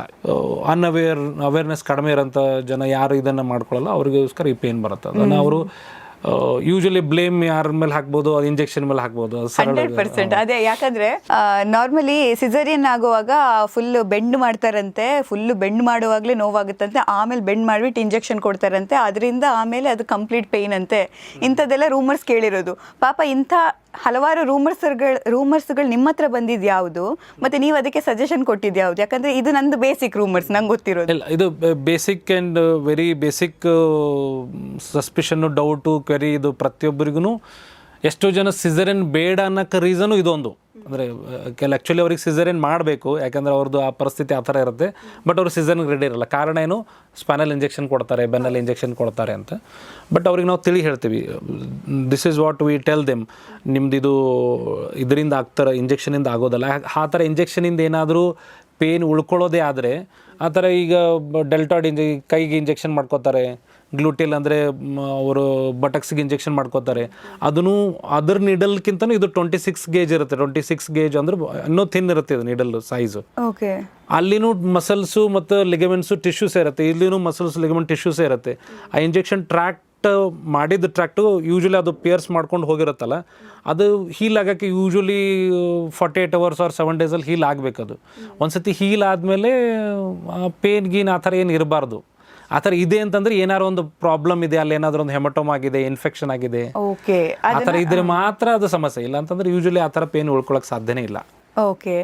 ಬಟ್ ತುಂಬ ಈಗ ನೀವು ಹೇಳೋ ಹಾಗೆ ಮಾತಾಡುವಾಗ ತುಂಬ ನಾಲೆಜಬಲ್ ಇದ್ದವರು ಅದನ್ನು ಹೇಗೆ ಬೇಕೋ ಹಾಗೆ ಮಾಡ್ತಾರೆ. ಅವ್ರ ಪ್ರೆಗ್ನೆನ್ಸಿ ಹೇಗಿರಬೇಕು, ಅವ್ರ ಡೆಲಿವರಿ ಹೇಗಾಗಬೇಕು ಅನ್ನೋದು. ಬಟ್ ನಾನು ಕೇಳಿರೋದು ನಾರ್ಮಲ್ ಡೆಲಿವರಿ ಆದರೆ ಅವ್ರ ಬಾಡಿ ಚೆನ್ನಾಗಿರುತ್ತೆ ಅಂತ, ಯಾಕಂದರೆ ಅವ್ರಿಗೆ ಬಟ್ಟೆ ಕಟ್ತಾರಂತೆ ಹೊಟ್ಟೆಗೆ. ಸಿಸೇರಿಯನ್ ಆದರೆ ಬಟ್ಟೆಗೆ ಸ್ಟಿಚ್ ಹಾಕಿರ್ತಾರಲ್ಲ ಹೊಟ್ಟೆಗೆ, ಬಟ್ಟೆ ಕಟ್ಟಕ್ಕಾಗಲ್ಲ, ಸೊ ಅದಕ್ಕೆ ಹೊಟ್ಟೆ ಮುಂದೆ ಬಂದಿರುತ್ತೆ. ಸೊ ಸಿಸೇರಿಯನ್ ಯಾರಿಗೆಲ್ಲ ಆಗಿರುತ್ತೋ ಅವ್ರಿಗೆಲ್ಲ ಹೊಟ್ಟೆ ಮುಂದೆ ಬಂದಿರುತ್ತೆ. ನಾರ್ಮಲ್ ಡೆಲಿವರಿ ಯಾರಿಗಾಗಿರುತ್ತೋ ಅವ್ರಿಗೆಲ್ಲ ಹೊಟ್ಟೆ ಇರಲ್ಲ, ಅವ್ರು ಫಿಟ್ ಆಗಿರ್ತಾರೆ ಅನ್ನೋದು. ಇದು ಇಲ್ಲ, ಇದು ಕರೆಕ್ಟ್. ಇದೊಂದು ಬಹಳ ಒಂದು ಆತಂಕ, ಕಾಳಜಿ ಇರುತ್ತೆ. ಯಾಕಂದರೆ ಯೂಶ್ವಲಿ ನೋಡಿ, ಎಷ್ಟೋ ಜನ ನನಗೆ ಹೇಳೋದೇನಂತಂದರೆ, ಡಾಕ್ಟ್ರೇ ನನ್ನ ಡೆಲಿವರಿ ಆಗಿದೆ, ನನ್ನ ಹೊಟ್ಟೆ ಉಳ್ಕೊಂಡೇ ಬಿಟ್ಟಿದೆ ಅದೇ ಥರ ನೀವು ಅಂದರೆ ಅವ್ರದ್ದು ಕ್ವೆರಿ ಮತ್ತು ಅವ್ರದ್ದು ಇದು ಏನಂದರೆ ರಿಕ್ವೆಸ್ಟ್ ಏನಂದರೆ ನಾವು ಆ ಹೊಟ್ಟೆನೂ ನಾವೇ ತೆಗಿಬೇಕು ಅನ್ನೋ ಒಂದು ಇದು ಇರುತ್ತೆ ಅವ್ರಿಗೆ. ಏನಂತಂದ್ರೆ ಅದು ಯೂಶ್ವಲಿ ಅಂದರೆ ಪ್ರೆಗ್ನೆನ್ಸಿನಲ್ಲಿ ವೇಟ್ ಗೇನ್ ಆಗುತ್ತೆ. Usually normal weight gain is between 8 to 12 kg. ಇದು normal weight gain for any pregnant ಮದರ್ಗೆ ಮಿನಿಮಮ್ 8ರಿಂದ 11 ಅಥವಾ 12 kg ವೇಟ್ ಗೇನ್ ಆಗಬೇಕು. ಆದಾಗ ಅವರು ಡಯಟ್ ಪ್ಯಾಟರ್ನ್ ಏನು ಫಾಲೋ ಮಾಡಿದ್ದಾರೆ, ಅವರು ಅವ್ರದ್ದು ಆ್ಯಕ್ಟಿವಿಟಿ ಲೆವೆಲಿಂದ ಅವ್ರ ಎಕ್ಸಸೈಸ್ ರುಟೀನ್ ಏನಿದೆ ಅದ್ರ ಮೇಲೆ ಅವ್ರದ್ದು ಫ್ಯಾಟ್ ಡಿಸ್ಟ್ರಿಬ್ಯೂಷನ್ ಆಗುತ್ತೆ. ಎಷ್ಟು ಜನ ಸೆಡೆಂಟ್ರಿ ಇರ್ತಾರೆ, ವರ್ಕೇ ಮಾಡಲ್ಲ, ರೆಸ್ಟ್ ಪ್ರೆಗ್ನೆನ್ಸಿ ಅಂದರೆ it's a time for them to rest. Complete ರೆಸ್ಟಲ್ಲಿ ಇರ್ತಾರೆ, ತುಂಬ ಕ್ಯಾಲೋರಿ ಡಯಟ್ ತೊಗೋತಾರೆ, ಅವಾಗ ವೇಟ್ ಗೇನ್ ಆಗುತ್ತೆ. ಅವಾಗ ಅದು ಹೊಟ್ಟೆಯಲ್ಲಿರೋ ಅದು ಬೊಜ್ಜು ಸೇರ್ಕೊಳುತ್ತೆ ಹೊಟ್ಟೆ ಭಾಗದಲ್ಲಿ. ಆ ಬೊಜ್ಜು ಕರಗಬೇಕು ಅಂದರೆ ಅವ್ರು ಎಕ್ಸಸೈಸ್ ಮಾಡಬೇಕು, ಡಯಟ್ ಮೇಲೇ ಹೋಗ್ಬೇಕು. ಅದಕ್ಕೆ ಯಾವುದು ಮ್ಯಾಜಿಕ್ ಪಿಲ್ ಅಥವಾ ಮ್ಯಾಜಿಕ್ ಏನು ಪ್ರೊಸೀಜರ್ ಇಲ್ಲ. ಸೊ ಡಯಟ್ ಇದ್ರೆ ಅದೇನು ಆ ಪ್ರೋಸೆಸ್ ಎಲ್ಲ ಬೇಕಾಗಿಲ್ಲ ಅಂತ, ಚೆನ್ನಾಗಿ ಅವರ ಆಹಾರ ಕ್ರಮ. ಆಮೇಲೆ ಬಟ್ಟೆ ಕಟ್ಕೊಳ್ಳೋದು ಹೇಳಿದ್ರಲ್ಲ, ಬಟ್ಟೆ ಕಟ್ಕೊಳ್ಳೋದು ಇದು ಸಿನ್ಸ್ ಏಜಸ್ ನಮ್ಮ ಅಜ್ಜಿ, ನಮ್ಮ ತಾಯಿ ಅವರೆಲ್ಲ ಅವರು ಮೊದಲಿಂದನೂ ಫಾಲೋ ಮಾಡ್ತಿರೋಂಥ ಪದ್ಧತಿ. ಅದು ಕಟ್ಕೋಬೋದು ಬಟ್ಟೆ. ಅಂದರೆ usually it's toning, abdomen tone ಇರಲ್ಲ, ಅದಕ್ಕೋಸ್ಕರ ಯೂಶ್ವಲಿ ಅದು ಹೊಟ್ಟೆ ಭಾಗ ದೊಡ್ಡದಾದಾಗ ಅದರದ್ದು ಯೂಶ್ವಲಿ ಮಸಲ್ಸು, ಸ್ಕಿನ್ ಎಲ್ಲ ಸ್ಟ್ರೆಚ್ ಆಗಿರುತ್ತಲ್ಲ, ಅದು ಯೂಶ್ವಲಿ ರೀಗೇನ್ ಆಗೋಕ್ಕೆ ಟೈಮ್ ತೊಗೊಳೋದು ಮಿನಿಮಮ್ 1.5 to 2 months ಟೈಮ್ ತೊಗೊಳತ್ತದು. ಆ ಟೈಮಲ್ಲಿ ಬಟ್ಟೆ ಅಥವಾ ಏನಾದರೂ ಅಬ್ಡಮೆನ್ ಸಪೋರ್ಟಿಂಗ್ ಏನಾರು ಕಾರ್ಸೆಟು ಆ ಥರ ಏನಾರೇ ಅಥವಾ ಒಂದು ಬೆಲ್ಟು ಆ ಥರ ಏನಾರು ಹಾಕ್ಕೊಂಡ್ರೆ, ಆಮೇಲೆ ಅದ್ರ ಜೊತೆ ಎಕ್ಸಸೈಸಸ್ ಇದೆಲ್ಲ ಮಾಡಿದರೆ usually they get back, muscle tone ಬೇಗ ತಿರ್ಗಾ ಬರುತ್ತೆ. ಬಟ್ಟೆ ಸುತ್ಕೊಳ್ಳೋದೆಲ್ಲ ಏನು ಪ್ರಾಬ್ಲಮ್ ಇಲ್ಲ. ಬಟ್ ಸಿಸೇರಿಯನ್ ಆದವರು ಈ ಬಟ್ಟೆ ಅದು ಸುತ್ಕೋಬೋದು. ಯೂಶ್ವಲಿ ಸ್ಟಿಚಸ್ ತೆಗೆದ್ಮೇಲೆ ಅವರು ಸೆಕೆಂಡ್ ವೀಕಿಂದ ಬಟ್ಟೆ ಸುತ್ಕೊಳ್ಳೋದು ಅಥವಾ ಬೆಲ್ಟ್ ಹಾಕೊಳ್ಳೋದು ಮಾಡ್ಬೋದು, ಅದೇನು ಪ್ರಾಬ್ಲಮ್ ಆಗೋದಿಲ್ಲ. ಅದೇ ಎಲ್ರಿಗೂ ಭಯ ಆಗೋದು ಸ್ಟಿಚ್ ಬಿಚ್ಚೋಗ್ಬಿಡುತ್ತೆ. ಇಲ್ಲ ಆ ಥರ ಸ್ಟಿಚ್ ಬಿಚ್ಚಲ್ಲ. ಯೂಶ್ವಲಿ ಅಬ್ಡಮೆನ್ಗೆ 10 layers ಇರುತ್ತೆ. ಅಬ್ಡಮೆನ್ ಒಂದು ಕಟ್ ಮಾಡಿ ಡೆಲಿವರ್ ಮಾಡಬೇಕು ಅಂದರೆ ಸ್ಕಿನ್ನು, ಸಬ್ಕ್ಯೂಟೇನಿಯಸ್ ಟಿಶ್ಯೂ, ಡೀಪ್ ಫೇಶಿಯಾ, ರೆಕ್ಟಸ್ಸು, ಮಸಲು, ಈ ಥರ 10 layers ಇದೆ. ಅದೆಲ್ಲ ಲೇಯರ್ ಕಟ್ ಮಾಡಿ ಯುಟ್ರಸ್ನಲ್ಲಿ ಕೆಳಗಿನ ಭಾಗ ಕಟ್ ಮಾಡಿ ಡೆಲಿವರ್ ಮಾಡಿ, ಒಳಗೆ ಯುಟ್ರಸ್ಗೆ ಒಂದು ಸ್ಟಿಚ್ ಬೇರೆ ಇರುತ್ತೆ, ಆಮೇಲೆ ಇದೆಲ್ಲ ಲೇಯರ್ಸ್ಗಳನ್ನು ಸಪ್ರೇಟ್ ಸ್ಟಿಚ್ ಮಾಡ್ತಾರೆ. ಸೊ ಆ ಥರ ಒಂದು ಯಾವುದೋ ಲೇಯರಿಂದ ಅಥವಾ ಏನಿಂದ ಆ ಥರ ಹೊಲಿಗೆ ಬಿಚ್ಕೊಂಡು ಅಥವಾ ಹೊಟ್ಟೆ ಹೊಡೆದು ಬಿಡಲ್ಲ, ಆ ಥರ ಆಗಲ್ಲ. ಓಕೆ, ಆ ಥರ ಅದು ಇಮ್ಯಾಜಿನೇಷನ್ ಮಾತ್ರ ಜನಗಳು, ಅದೊಂದು fear. But usually post delivery ಅಥವಾ ಯಾವುದೇ ಅಬ್ಡಮೆನ್, ಪೋಸ್ಟ್ ಸಿಸೇರಿಯನ್ ಡೆಲಿವರಿ ಅಥವಾ ಯಾವುದೇ ಅಬ್ಡಮೆನ್ ಸರ್ಜರೀಸ್ ಆದಮೇಲೆ ಮಿನಿಮಮ್ 2 to 3 months ಅವರು ಅಬ್ಡಮನ್ ಪ್ರೆಷರ್ ಹೆಚ್ಚಾಗುವಂಥ ಯಾವ ಕೆಲಸನೂ, ಅಂದರೆ ಎಕ್ಸಸೈಸ್ ಆಗಲಿ ಅಥವಾ ಸ್ಟ್ರೈನಸ್ ಎಕ್ಸಸೈಸ್ ಅಂದರೆ ಅಬ್ಡಮನ್ ಪ್ರೆಷರ್ ಹೆಚ್ಚಾಗಂಥ ಎಕ್ಸಸೈಸು ಅಥವಾ ಕ್ರೋನಿಕ್ ಕಫು, ಕಾನ್ಸ್ಟಿಪೇಷನ್ ಈ ಥರ ಇದ್ದದನ್ನು ಅವಾಯ್ಡ್ ಮಾಡಬೇಕು. ಇಲ್ಲಾಂತಂದ್ರೆ ಆಲ್ರೆಡಿ ವೀಕ್ ಮಸಲ್ಸ್ ಇರ್ತವೆ. So there are more chances of hernia ಅಥವಾ ವೀಕ್ ಆಗ್ತಾವಂದ್ರೂ ಹರ್ನಿಯೇಷನ್ ಅದು ಆಗೋ ಸಾಧ್ಯತೆಗಳು ಇರ್ತವೆ. ಓಕೆ, ಈಗ ಒಂದು ಮಾತಿದೆ, ಸರ್ಕಾರಿ ಹಾಸ್ಪಿಟಲ್ಗಳಲ್ಲಿ ನಾರ್ಮಲ್ ಡೆಲಿವರಿ ಜಾಸ್ತಿ ಆಗುತ್ತೆ, ಪ್ರೈವೇಟ್ ಹಾಸ್ಪಿಟಲ್ಗಳಲ್ಲಿ ಸಿಸೇರಿಯನ್ನೇ ಆಗೋದು ಅಂತ.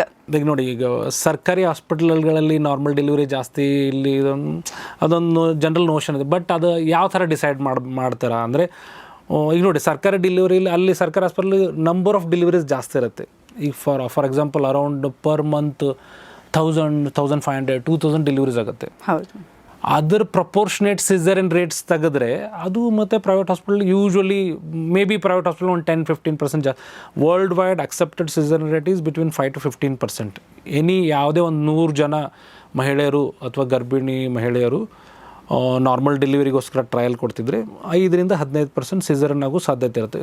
ಕಾರಣಗಳಿದೆ, ಮಗುವಿನ ಯಾವುದಾದ್ರೂ ಅಡ್ಡ ಪರಿಣಾಮಗಳು, ಮಗುವಿಂದ ಏನಾರ ಸಮಸ್ಯೆಗಳಿದ್ದರೆ ಅಥವಾ ತಾಯಿದು ಏನಾರ ಸಮಸ್ಯೆ ಇದ್ದರೆ ಡೆಲಿವರಿ ಟೈಮಲ್ಲಿ ಆಗಬಹುದು. ಬಟ್ ಅದೇ ಈಗ ಅಲ್ಲಿ ಪ್ರಪೋರ್ಷನೇಟ್ಲಿ ನೀವು ಸ್ಟ್ಯಾಟಿಸ್ಟಿಕ್ಸು ಅಥವಾ ಫಿಗರ್ಸ್ ತೆಗೆದ್ರೆ ಯೂಶ್ವಲಿ 15 to 20% ಆಗಬೇಕು. ಪ್ರೈವೇಟ್ ಹಾಸ್ಪಿಟಲಲ್ಲಿ ಅವ್ರದ್ದೊಂದು ಚಾಯ್ಸ್ ಇರುತ್ತೆ, ಅವ್ರು ಬಂದಿರ್ತಾರೆ, ಅವ್ರ ಆ್ಯಂಕ್ಷಸ್ನೆಸ್ ಲೆವೆಲ್ಲು ಅದೆಲ್ಲ ಮ್ಯಾಟ್ರ್ ಆಗ್ತೈತೆ. ಅದ್ರ ಮೇಲೆ ಡಿಸೈಡ್ ಆಗುತ್ತೆ ಅವರು ಆಮೇಲೆ ಅವ್ರು ಬುಕ್ಡ್ ಕೇಸಾ ಅಥವಾ ಡೈರೆಕ್ಟ್ ವಾಕ್-ಇನ್ ಪೇಷಂಟಾ. ಈಗ ಪ್ರೈವೇಟ್ ಹಾಸ್ಪಿಟಲಲ್ಲಿ ನೋಡ್ತೀರಿ ಎಷ್ಟೋ ಸತಿ ಮಗುವಿಗೇನೋ ಆಯಿತು, ತಾಯಿಗೇನೋ ಆಯಿತು ಅಂತ ಗಲಾಟೆಗಳಾಗ್ತವೆ. ಹೌದು ಹೌದು. ಪ್ರೈವೇಟ್ ಹಾಸ್ಪಿಟಲಲ್ಲಿ ಡಾಕ್ಟರ್ ಮೇಲೆ ಒಂದು ಜವಾಬ್ದಾರಿ ಅಂತ ಇರುತ್ತೆ, because they are paying for their health. So ಅವಾಗ ಅವ್ರಿಗೆ ಯೂಶ್ವಲಿ ನಾನು ಆ್ಯಸ್ ಅ ಪ್ರೈವೇಟ್ ಪ್ರಾಕ್ಟಿಷನರ್ ನಾವು ಬಂದಿದ್ದು ಯಾವುದೇ ಪೇಷಂಟಿಗೆ ಅವ್ರು ಫಸ್ಟ್ ಎಕ್ಸಾಮಿನ್ ಮಾಡಿ ಅವ್ರ ಪರಿಸ್ಥಿತಿ ಏನಿದೆ, ಯಾವ ಪರಿಸ್ಥಿತಿಯಲ್ಲಿ ಅವ್ರು ಬಂದಿದ್ದಾರೆ, ಏನು ರಿಸ್ಕ್ ಫ್ಯಾಕ್ಟರ್ಸ್ ಇದೆ ಹೇಳಿದ್ನಲ್ಲ, ಈ ಥರ ಹೇಳಬೇಕು. ಹೇಳಿ ಅವ್ರಿಗೆ ನಮ್ಮ ಡಿಸಿಷನ್ ಏನು, ನಾವು ಏನು ವಿಚಾರ ಮಾಡ್ತಿದ್ದೆ ಅವ್ರ ಹೆಲ್ತ್ ಮೇಲೆ, ಅವ್ರಿಗೆ ನಾರ್ಮಲಿಗೆ ಬಿಡ್ಬೋದಾ ಅಥವಾ ನಾರ್ಮಲಿಗೆ ಬಿಟ್ಟರೆ ಏನು ರಿಸ್ಕ್ ಆಗುತ್ತೆ ಅಥವಾ ಏನು ಸಮಸ್ಯೆಗಳಿದೆ, ಎಷ್ಟು % ನಾರ್ಮಲ್ ಆಗೋ ಚಾನ್ಸಸ್ ಇದೆ, ಆ ಥರ ಅವ್ರಿಗೆ ಹೇಳಿ ಅವ್ರ ಜೊತೆ ಒಂದು ಕೌನ್ಸಿಲಿಂಗ್ ಮಾಡಿ ಅವ್ರಿಗೆ ಹೇಳಿದರೆ ಯೂಶ್ವಲಿ 90 to 95% ಜನರಿಗೆ ಅರ್ಥ ಆಗುತ್ತೆ. ಹೌದಪ್ಪ, ಪರಿಸ್ಥಿತಿ ಈ ಥರ ಪರಿಸ್ಥಿತಿ ಇದೆ, ನಾವು ಇದನ್ನು ಮಾಡಬೇಕು ಅಂಥೇಳಿ. ಸೊ ಆ ಥರ ಇರಲ್ಲ. ಆ ಥರ ಪ್ರೈವೇಟಲ್ಲಿ ಜಾಸ್ತಿ ಅಥವಾ ಸರ್ಕಾರಿ ಆಸ್ಪತ್ರೆಯಲ್ಲಿ ನಾರ್ಮಲ್ ಜಾಸ್ತಿ ಅಂತ ಓವರ್ ಆಲ್ ಫಿಗರ್ಸ್ ತೊಗೊಂಡ್ರೆ ಯೂಶ್ವಲಿ ಒಂದು 10-15% ವೇರಿಯೇಷನ್ ಆಗ್ಬೋದೇ ಹೊರತು usually the caesarean rate almost remains the same in any setup. But ಈಗ ನೀವು ಏನನ್ನು ಸಜೆಸ್ಟ್ ಮಾಡ್ತೀರಾ, ನಾರ್ಮಲ್ ಡೆಲಿವರಿನ ಅಥವಾ ಸಿಸೇರಿಯನ ಅಥವಾ ಪೇನ್ಲೆಸ್ ಡೆಲಿವರಿನ? ನಾನು ಹೇಳಿದ್ನಲ್ಲ, ನಾನೇನು ಸಜೆಸ್ಟ್ ಮಾಡಲ್ಲ, I give them all the options. But ಇವಾಗ ಒಂದು ಬೇಸಿಕ್ ಆಗಿ ಈಗ ಆಡಿಯನ್ಸಿಗೆ ನಮ್ಮ ಡಾಕ್ಟರ್ ಏನು ಹೇಳ್ತಾರಪ್ಪ ಅಂತ ಒಂದು ಕೇಳೋದಾದ್ರೆ, ಪ್ರಕೃತಿ ದತ್ತವಾಗಿ ನಾವು ಯಾವತ್ತೂ ಪ್ರಕೃತಿ ವಿರುದ್ಧವಾಗಿರಬಾರ್ದು. ಈಗ ನಾವು ಮನುಷ್ಯರು ಮಾಡ್ತಿರೋದು ಪ್ರಕೃತಿ ವಿರುದ್ಧವಾಗಿ ಮಾಡ್ತಿರೋ ಕೆಲಸಗಳಿಂದನೇ ಜಗತ್ತು ಹಾಳಾಗ್ತಿರೋದು, ನೇಚರ್ ಹಾಳಾಗ್ತಿದೆ. ಅಥವಾ ಈಗೆಲ್ಲ ಹೇಳ್ತಾರೆ ಕ್ಯಾನ್ಸರ್ ರೇಟ್ ಜಾಸ್ತಿ ಆಗ್ತಿದೆ. ಯಾಕೆ ಕ್ಯಾನ್ಸರ್ ರೇಟ್ ಜಾಸ್ತಿ ಆಗ್ತಿದೆ? ನಾವು ಆಹಾರ ಪದ್ಧತಿ, ನಮ್ಮ ಲೈಫ್ ಸ್ಟೈಲು. ಸೇಮ್ ಅದೇ ರೀತಿ ಪ್ರಕೃತಿ ದತ್ತವಾಗಂಥ ನ್ಯಾಚುರಲ್ ಬರ್ತು, ನಾರ್ಮಲ್ ಡೆಲಿವರಿನೇ ಸರಿಯಾದ್ದು. ಅದನ್ನೇ ನಾವು ಪ್ರಮೋಟ್ ಮಾಡಬೇಕು, ಅದನ್ನೇ ಪ್ರೋತ್ಸಾಹಿಸಬೇಕು. ಸೊ ಆ ನಾರ್ಮಲ್ ಡೆಲಿವರಿನೇ ಎಷ್ಟು ನಾವು ಸುರಕ್ಷಿತವಾಗಿ ಆಮೇಲೆ ಪ್ಲೆಸೆಂಟ್ಫುಲ್ಲು ಮತ್ತು ಎಷ್ಟು ಅದನ್ನು ಸರಳವಾಗಿ ಮಾಡೋಕ್ಕಾಗುತ್ತೆ ಅದನ್ನು ನಾವು ತಾಯಿಗೆ ಕನ್ವಿನ್ಸ್ ಮಾಡಿ, ತಾಯಿಗೆ ಮೋಟಿವೇಟ್ ಮಾಡಿ ಮಾಡಬೇಕು. So but painless delivery is of course a best alternative for any mother. Best alternative ಅನ್ನೋಕ್ಕಿಂತ it should be afforded to every mother who is undergoing labour process. ಅವರಿಗೆ ಈ ಥರ ಒಂದು ಪದ್ಧತಿ ಇದೆ, ಇದರಿಂದ ನಿಮ್ಮ ನೋವು ಕಡಿಮೆ ಆಗುತ್ತೆ, ನೋವು ಇಲ್ಲದೇ ಡೆಲಿವರಿ ಆಗುತ್ತೆ ಅನ್ನೋದನ್ನು ಅವ್ರಿಗೆ ಹೇಳಬೇಕು. ಪ್ರತಿಯೊಬ್ಬರಿಗೂ ಈ ಆಫರ್ ಮಾಡಲೇಬೇಕು. ನನ್ನ ಪ್ರಕಾರ 90% ಜನ ಇದನ್ನು ಯೂಶ್ವಲಿ ಚೂಸ್ ಮಾಡ್ತಾರೆ. Only hindrance are only problem ಯಾಕೆ ಚೂಸ್ ಮಾಡೋದಿಲ್ಲ ಅನ್ನೋದಕ್ಕೂ ಮೇ ಬಿ ಮನಿ ಫ್ಯಾಕ್ಟರ್, ಅಂದರೆ ಅದಕ್ಕೊಂದು ಬಿಲ್ ಅಂತ ಇರುತ್ತೆ, ಪ್ರೈಸ್ ಅಂತ ಇರುತ್ತೆ. ಅದಕ್ಕೋಸ್ಕರ ಕೆಲವೊಬ್ಬರು ಬೇಡ ಬಿಲ್ ಆಗ್ಬೋದು ಅಂತ ಅವಾಯ್ಡ್ ಮಾಡ್ಬೋದು. ಬಟ್ ಯಾವಾಗ ಆ ಥರದ ಡೆಲಿವರಿಗಳು ಜಾಸ್ತಿ ಆಗ್ತವೆ, ಆ ಥರ ಜನ ಕಂಟಿನ್ಯೂ ಚೂಸ್ ಮಾಡೋಕ್ಕೆ ಚಾಲು ಮಾಡಿದರೆ, ಆ ಥರ ಸೆಟಪ್ಪು, ಆ ಥರ ಪ್ರತಿಯೊಂದು ಕಡೆನೂ ಆ ಥರ ಮ್ಯಾನ್ ಪವರು ಎಲ್ಲ ಸೃಷ್ಟಿ ಮಾಡಿದರೆ ಅದ್ರದ್ದು ರೇಟ್ ಕಡಿಮೆ ಮಾಡ್ತಾ ಬರ್ಬೋದು. ಈಗ ಫಾರ್ ಎಕ್ಸಾಂಪಲ್ ಬಂದಾಗ ಮೊಬೈಲ್ ರೇಟ್ಗಳೆಲ್ಲ ಎಷ್ಟು ಜಾಸ್ತಿ ಇತ್ತು, ಈಗ ಪ್ರತಿಯೊಂದು ಮೊಬೈಲ್ ರೇಟ್ಗಳು ಯಾವ ಥರ ಕಡಿಮೆ ಆಗ್ತಿದೆಯೋ ಅಂದರೆ ಪ್ರೊಡಕ್ಷನ್ ಜಾಸ್ತಿ ಆಗಿದೆ, ಅದರದ್ದು ಕನ್ಸಂಪ್ಷನು ಜಾಸ್ತಿ ಆಗಿದೆ, ಪ್ರೊಡಕ್ಷನು ಜಾಸ್ತಿ ಆಗಿದೆ. ಸೇಮ್ ಅದೇ ರೀತಿ ಎಷ್ಟು ಜಾಸ್ತಿ ಜನ ಇದನ್ನು ಚೂಸ್ ಮಾಡೋಕ್ಕೆ ಚಾಲು ಮಾಡ್ತಾರೋ ಆವಾಗ ಈವನ್ ಎಲ್ಲ ಹಾಸ್ಪಿಟಲ್ಸ್ಗಳು ಅದನ್ನು ಕಾಸ್ಟ್ ಎಫೆಕ್ಟಿವ್ ಮಾಡ್ಬೋದು ಅಂತ ವಿಚಾರ ಮಾಡೋಕ್ಕೆ ಚಾಲು ಮಾಡ್ತಾರೆ. ಈಗ for example if there are very few hospital offering this epidurals ಅಂತ ಇದ್ದರೆ ಆವಾಗ automatically there is a demand and supply. Demand is more and supply is less. ಆವಾಗ ಪ್ರೈಸ್ ಸ್ವಲ್ಪ ಜಾಸ್ತಿ ಆಗುತ್ತೆ. ಯಾಕಂದರೆ ಆ ಥರ ಎಕ್ಸ್ಪರ್ಟೀಸ್ ಕಡಿಮೆ ಇರುತ್ತೆ, ಮ್ಯಾನ್ ಪವರ್ ತರಬೇಕು, ಆ ಥರ ಮಷಿನ್ಸ್ ತರಬೇಕು. ಯಾವುದೇ quality comes with a price. But of course we strive to make it more affordable and more friendlier for the patients and delivering mothers. ಈಗ ಪೇನ್ಲೆಸ್ ಡೆಲಿವರಿ ಯಾರಾದರೂ ಆಪ್ಟ್ ಮಾಡ್ಕೊಂಡು ಬಂದರು ಅಂದ್ಕೊಳ್ಳಿ, ಅವ್ರದ್ದು ಅದರಲ್ಲೇ ನಾರ್ಮಲ್ ಡೆಲಿವರಿ ಆಗುತ್ತಾ ಅಥವಾ ಆ ಒಂದು ಕೇಸಲ್ಲೂ ಕೂಡ ಸಿಸೇರಿಯನ್ಗೆ ಹೋಗುವಂಥ ಕೇಸಸ್ ಬರುತ್ತಾ?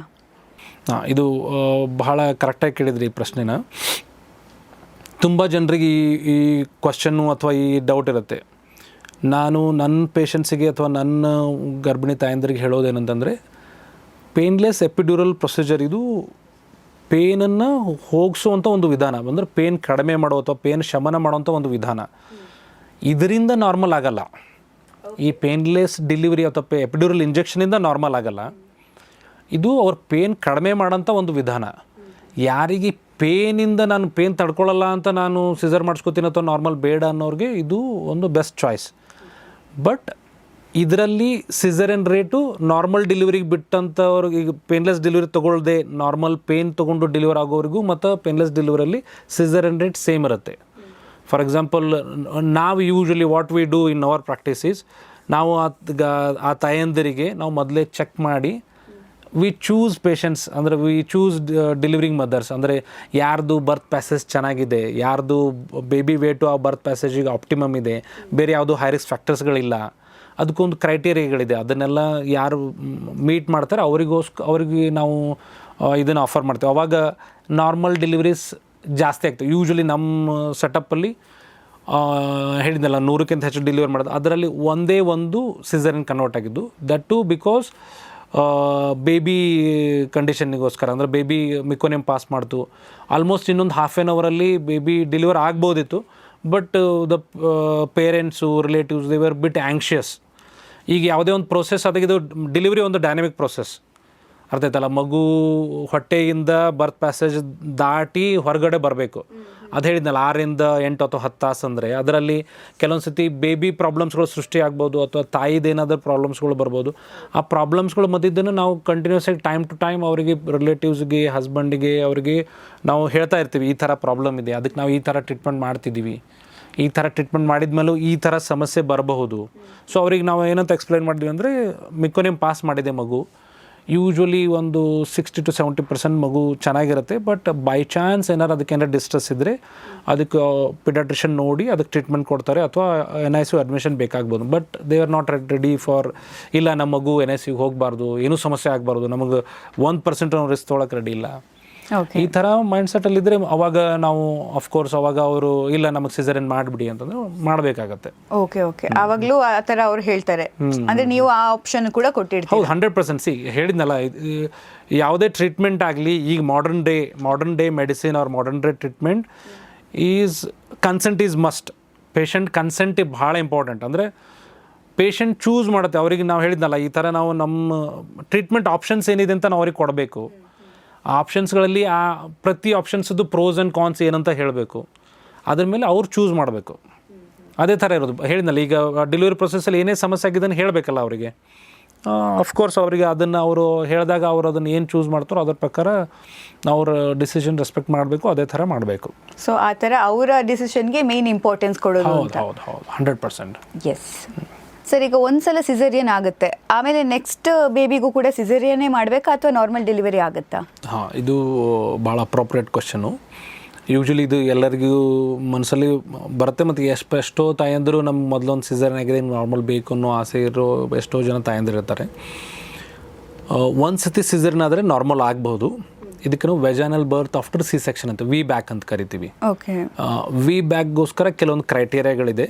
ಅಂದರೆ ಎಲ್ಲಿ ವಿ ಬ್ಯಾಕ್ ಮಾಡಬೇಕು, ಅಂದರೆ ಎಲ್ಲಿ ಅಂತಂದರೆ ಎಲ್ಲಿ ಇಮ್ಮಿಡಿಯೇಟಾಗಿ ಸಿಸೇರಿಯನ್ಗೆ ರೆಡಿ ಇರೋಂಥ ಸೆಟಪ್ ಇರಬೇಕು. ಅಂದರೆ ಟರ್ಷರಿ ಕೇರ್ ಯೂನಿಟ್ ಇರಬೇಕು, ಮೆಟರ್ನಿಟಿ ಯೂನಿಟ್ ಇರಬೇಕು. ಅಲ್ಲಿ 24 hours ಸಿಸೇರಿಯನ್ ಫೆಸಿಲಿಟಿ ಇರಬೇಕು. ಬೈ ಚಾನ್ಸ್ ಯಾವಾಗೇ ಟ್ರಯಲ್ ಕೊಡ್ತಿರ್ಬೇಕಾದ್ರೆ, ಲೇಬರ್ ಟ್ರಯಲ್ ಕೊಡ್ತಿರ್ಬೇಕಾದ್ರೆ ಮಗುವಿಂದು ಅಥವಾ ತಾಯಿದು ಯಾವುದಾದ್ರೂ ಕಾಂಪ್ಲಿಕೇಶನ್ ಬಂತು, ಅಥವಾ ಸ್ಕಾರ್ ಡಿಹೈಸನ್ಸ್ ಅಂತೀವಿ, ಅಂದರೆ ಸ್ಕಾರ್ ಏನಾರೇ ವೀಕ್ ಆಗಿ ಅಥವಾ ಅದು ಬಿಟ್ಕೊಳ್ತಿದೆ ಅಥವಾ ಸ್ಕಾರ್ ರಪ್ಚರ್ ಆಗ್ತಿದೆ ಅನ್ನೋ ಪರಿಸ್ಥಿತಿ ಇದ್ದರೆ ಇಮಿಡಿಯೇಟಾಗಿ ಸಿಸೇರಿಯನ್ ತೊಗೊಳ್ಳೋವಂಥ ಫೆಸಿಲಿಟಿ ಇದ್ದಲ್ಲಿ ಮಾತ್ರ ಮಾಡಬೇಕು. ಇದು ಫಸ್ಟ್ ಪಾಯಿಂಟು. ಎರಡನೇದು,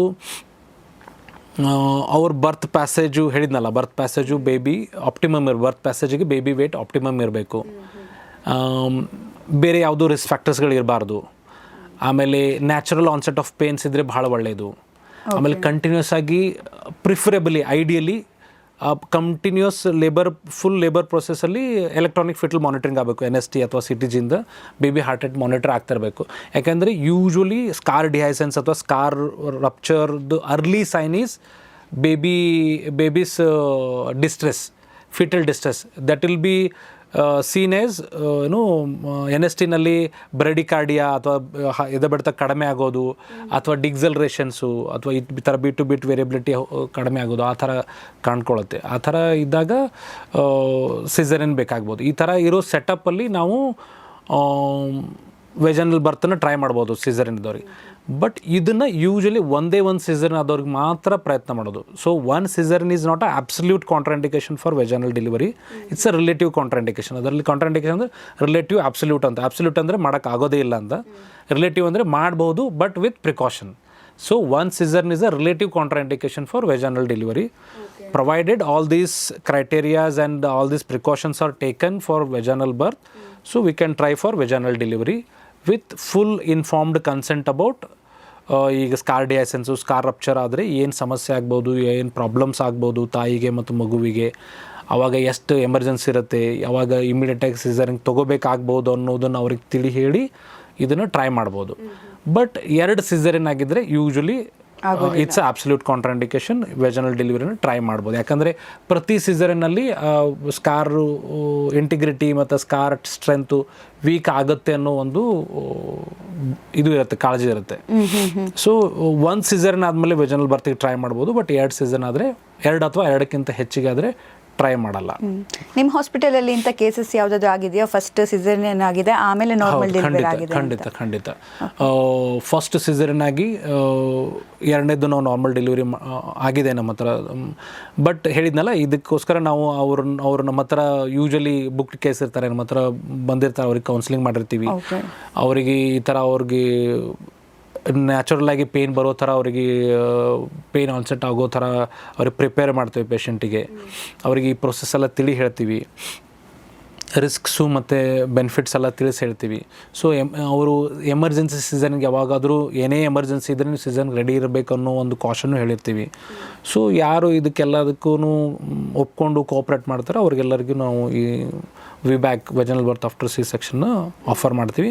ಮತ್ತು ಎಷ್ಟೋ ಈ ಥರ ಡೆಲಿವರಿಗಳನ್ನು ಮಾಡಿದ್ದೀವಿ ನಾವು. ಇದೇನು ದೊಡ್ಡ ವಿಷಯ ಅಲ್ಲ. ಬಟ್ ಯಾರಾದರೂ ನಿಮ್ಮ ಯಾರಾದರೂ ಕ್ಲೈಂಟ್ ನನಗೆ ಸಿಸರಿಯನ್ ಬೇಡ, ನನಗೆ ನಾರ್ಮಲ್ ಡೆಲಿವರಿ ಆಗಬೇಕು ಅಂತ ಹಠ ಹಿಡಿದವರಿದ್ದಾರೆ, ಯಾಕಂದರೆ ಅದು ಪಾಸಿಬಿಲಿಟಿ ಇಲ್ಲ ಅಂದ್ರೂ? ಆ ಥರನೂ ಇರ್ತಾರೆ. ಎಷ್ಟೋ ಸತಿ ಅವ್ರಿಗೆ ಸಿಸರಿನ್ ಅಬ್ಸಲ್ಯೂಟ್ ಇಂಡಿಕೇಶನ್ ಇರುತ್ತೆ, ಯಾಕಂದರೆ ಅವ್ರದ್ದು ಹೈಟ್ ಕಡಿಮೆ ಇರುತ್ತೆ, ಅವ್ರದ್ದು ಬರ್ತ್ ಪ್ಯಾಸೇಜು ಅವ್ರ ಬೇಬಿ ವೇಟಿಗೆ ಸರಿ ಇರಲ್ಲ, ಅಥವಾ ಬೇರೆ ಏನಾದ್ರು ರಿಸ್ಕ್ ಫ್ಯಾಕ್ಟರ್ಸ್ ಇರುತ್ತೆ. ಪ್ಲಾಸೆಂಟ ಅಂದರೆ ಅವ್ರದ್ದು ಇದು ಅಂತ ಮಾಸ್ ಅಂತ ಕರೀತಾರೆ ಆಡುಭಾಷೆಯಲ್ಲಿ, ಅದು ಮುಂದಿರುತ್ತೆ, ಅಥವಾ ಬ್ಲೀಡಿಂಗ್ ಇರುತ್ತೆ, ಅಥವಾ ಬೇಬಿ ಕಂಡೀಷನ್ ಸರಿಯಾಗಿರಲ್ಲ, ಬೇಬಿದು ಈ ಥರ ನೀರು ಕಡಿಮೆ ಇರುತ್ತೆ, ಬೇಬಿ ಸುತ್ತ ನೀರು ಕಡಿಮೆ ಇರುತ್ತೆ, ಬೇಬಿ ವೇಟ್ ಕಡಿಮೆ ಇರುತ್ತೆ. ಈ ಥರ ಇದ್ದಾಗ ಬೇಬಿ ಎದೆಬಡಿತಗಳು ಹೆಚ್ಚು ಕಡಿಮೆ ಆಗಿ ಅದಕ್ಕೆ ಡಿಕ್ಸಲೇಷನ್ ಎಲ್ಲ ಬಂದಾಗೂ ಅವ್ರಿಗೆ ಇಷ್ಟೆಲ್ಲ ತಿಳಿ ಹೇಳಿದ್ರು ಇಲ್ಲ ನಮಗೆ ನಾರ್ಮಲೇ ಬೇಕು ಅಂತ ಪಟ್ಟು ಹಿಡಿದಂಥ ಜನನೂ ಇರ್ತಾರೆ. ಬಟ್ ಯೂಶ್ವಲಿ ಸ್ವಲ್ಪ ಕನ್ವಿನ್ಸಿಂಗ್ ಆಗಿ ಹೇಳಿದರೆ ಅಥವಾ ಅವ್ರಿಗೆಲ್ಲ ತಿಳಿ ಹೇಳಿದರೆ ಒಪ್ಕೋತಾರೆ. ಯೂಶ್ವಲಿ ಒಪ್ಕೊಂಡು ಅವರಿಗೆ ultimate goal of any delivery is healthy baby, healthy mother. ಅದು ಯಾವ ಥರ ಯಾವ ಪ್ರೊಸೆಸ್ಸಿಂದಾರ ಆಗಲಿ, ನಮ್ಮ ಮೂಲ ಉದ್ದೇಶ ಏನಿರುತ್ತೆ ಬೇಬಿ ಹೆಲ್ದಿಯಾಗಿರಬೇಕು ಮತ್ತು ಮದರು ಹೆಲ್ದಿಯಾಗಿರಬೇಕು. ನಾರ್ಮಲ್ ಡೆಲಿವರಿ ಅಂತ ಕರೆಯೋದೇ ಅದಕ್ಕೋಸ್ಕರ. ನಾರ್ಮಲ್ ಅಂದರೆ ಡೆಲಿವರಿ ಆದಮೇಲೆ ತಾಯಿ ಮತ್ತು ಮಗು ಇಬ್ಬರೂ ಹೆಲ್ದಿಯಾಗಿದ್ದರೆ ಮಾತ್ರ ಅದು ನಾರ್ಮಲ್.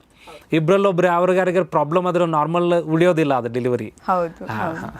ಬಟ್ ಅಲ್ಲಿ ಈಗ ಒಂದು ಡಾಕ್ಟರ್ ಆಗಿ ನಿಮ್ಮ ಚಿಕಿತ್ಸೆ ಕೊಡೋದು ಮಾತ್ರ ಅಲ್ಲ, ಅವರ ಮೆಂಟಲ್ ಹೆಲ್ತ್ ಮೇಲೆ ಕೂಡ ನೀವು ಕಾನ್ಸಂಟ್ರೇಷನ್ ಮಾಡಲೇಬೇಕಾಗುತ್ತೆ. ಈಗ ಅದೇ ನೀವು ಹೇಳಿದ್ರಿ, ನಂಗೆ ನಾರ್ಮಲ್ ಡೆಲಿವರಿ ಆಗಬೇಕು ಅಂತ ಇರುತ್ತೆ, ಬಟ್ ಸಿಸರಿಯನ್ ಮಾಡಬೇಕು ಅಂತ ನೀವು ಹೇಳಿರ್ತೀರಾ. ಬಟ್ ಆ ಮನಸ್ಸಲ್ಲಿ ಕೊರಗಿರುತ್ತೆ, ನಂಗೆ ನಾರ್ಮಲ್ ಆಗಿಲ್ಲ ಅನ್ನೋದು.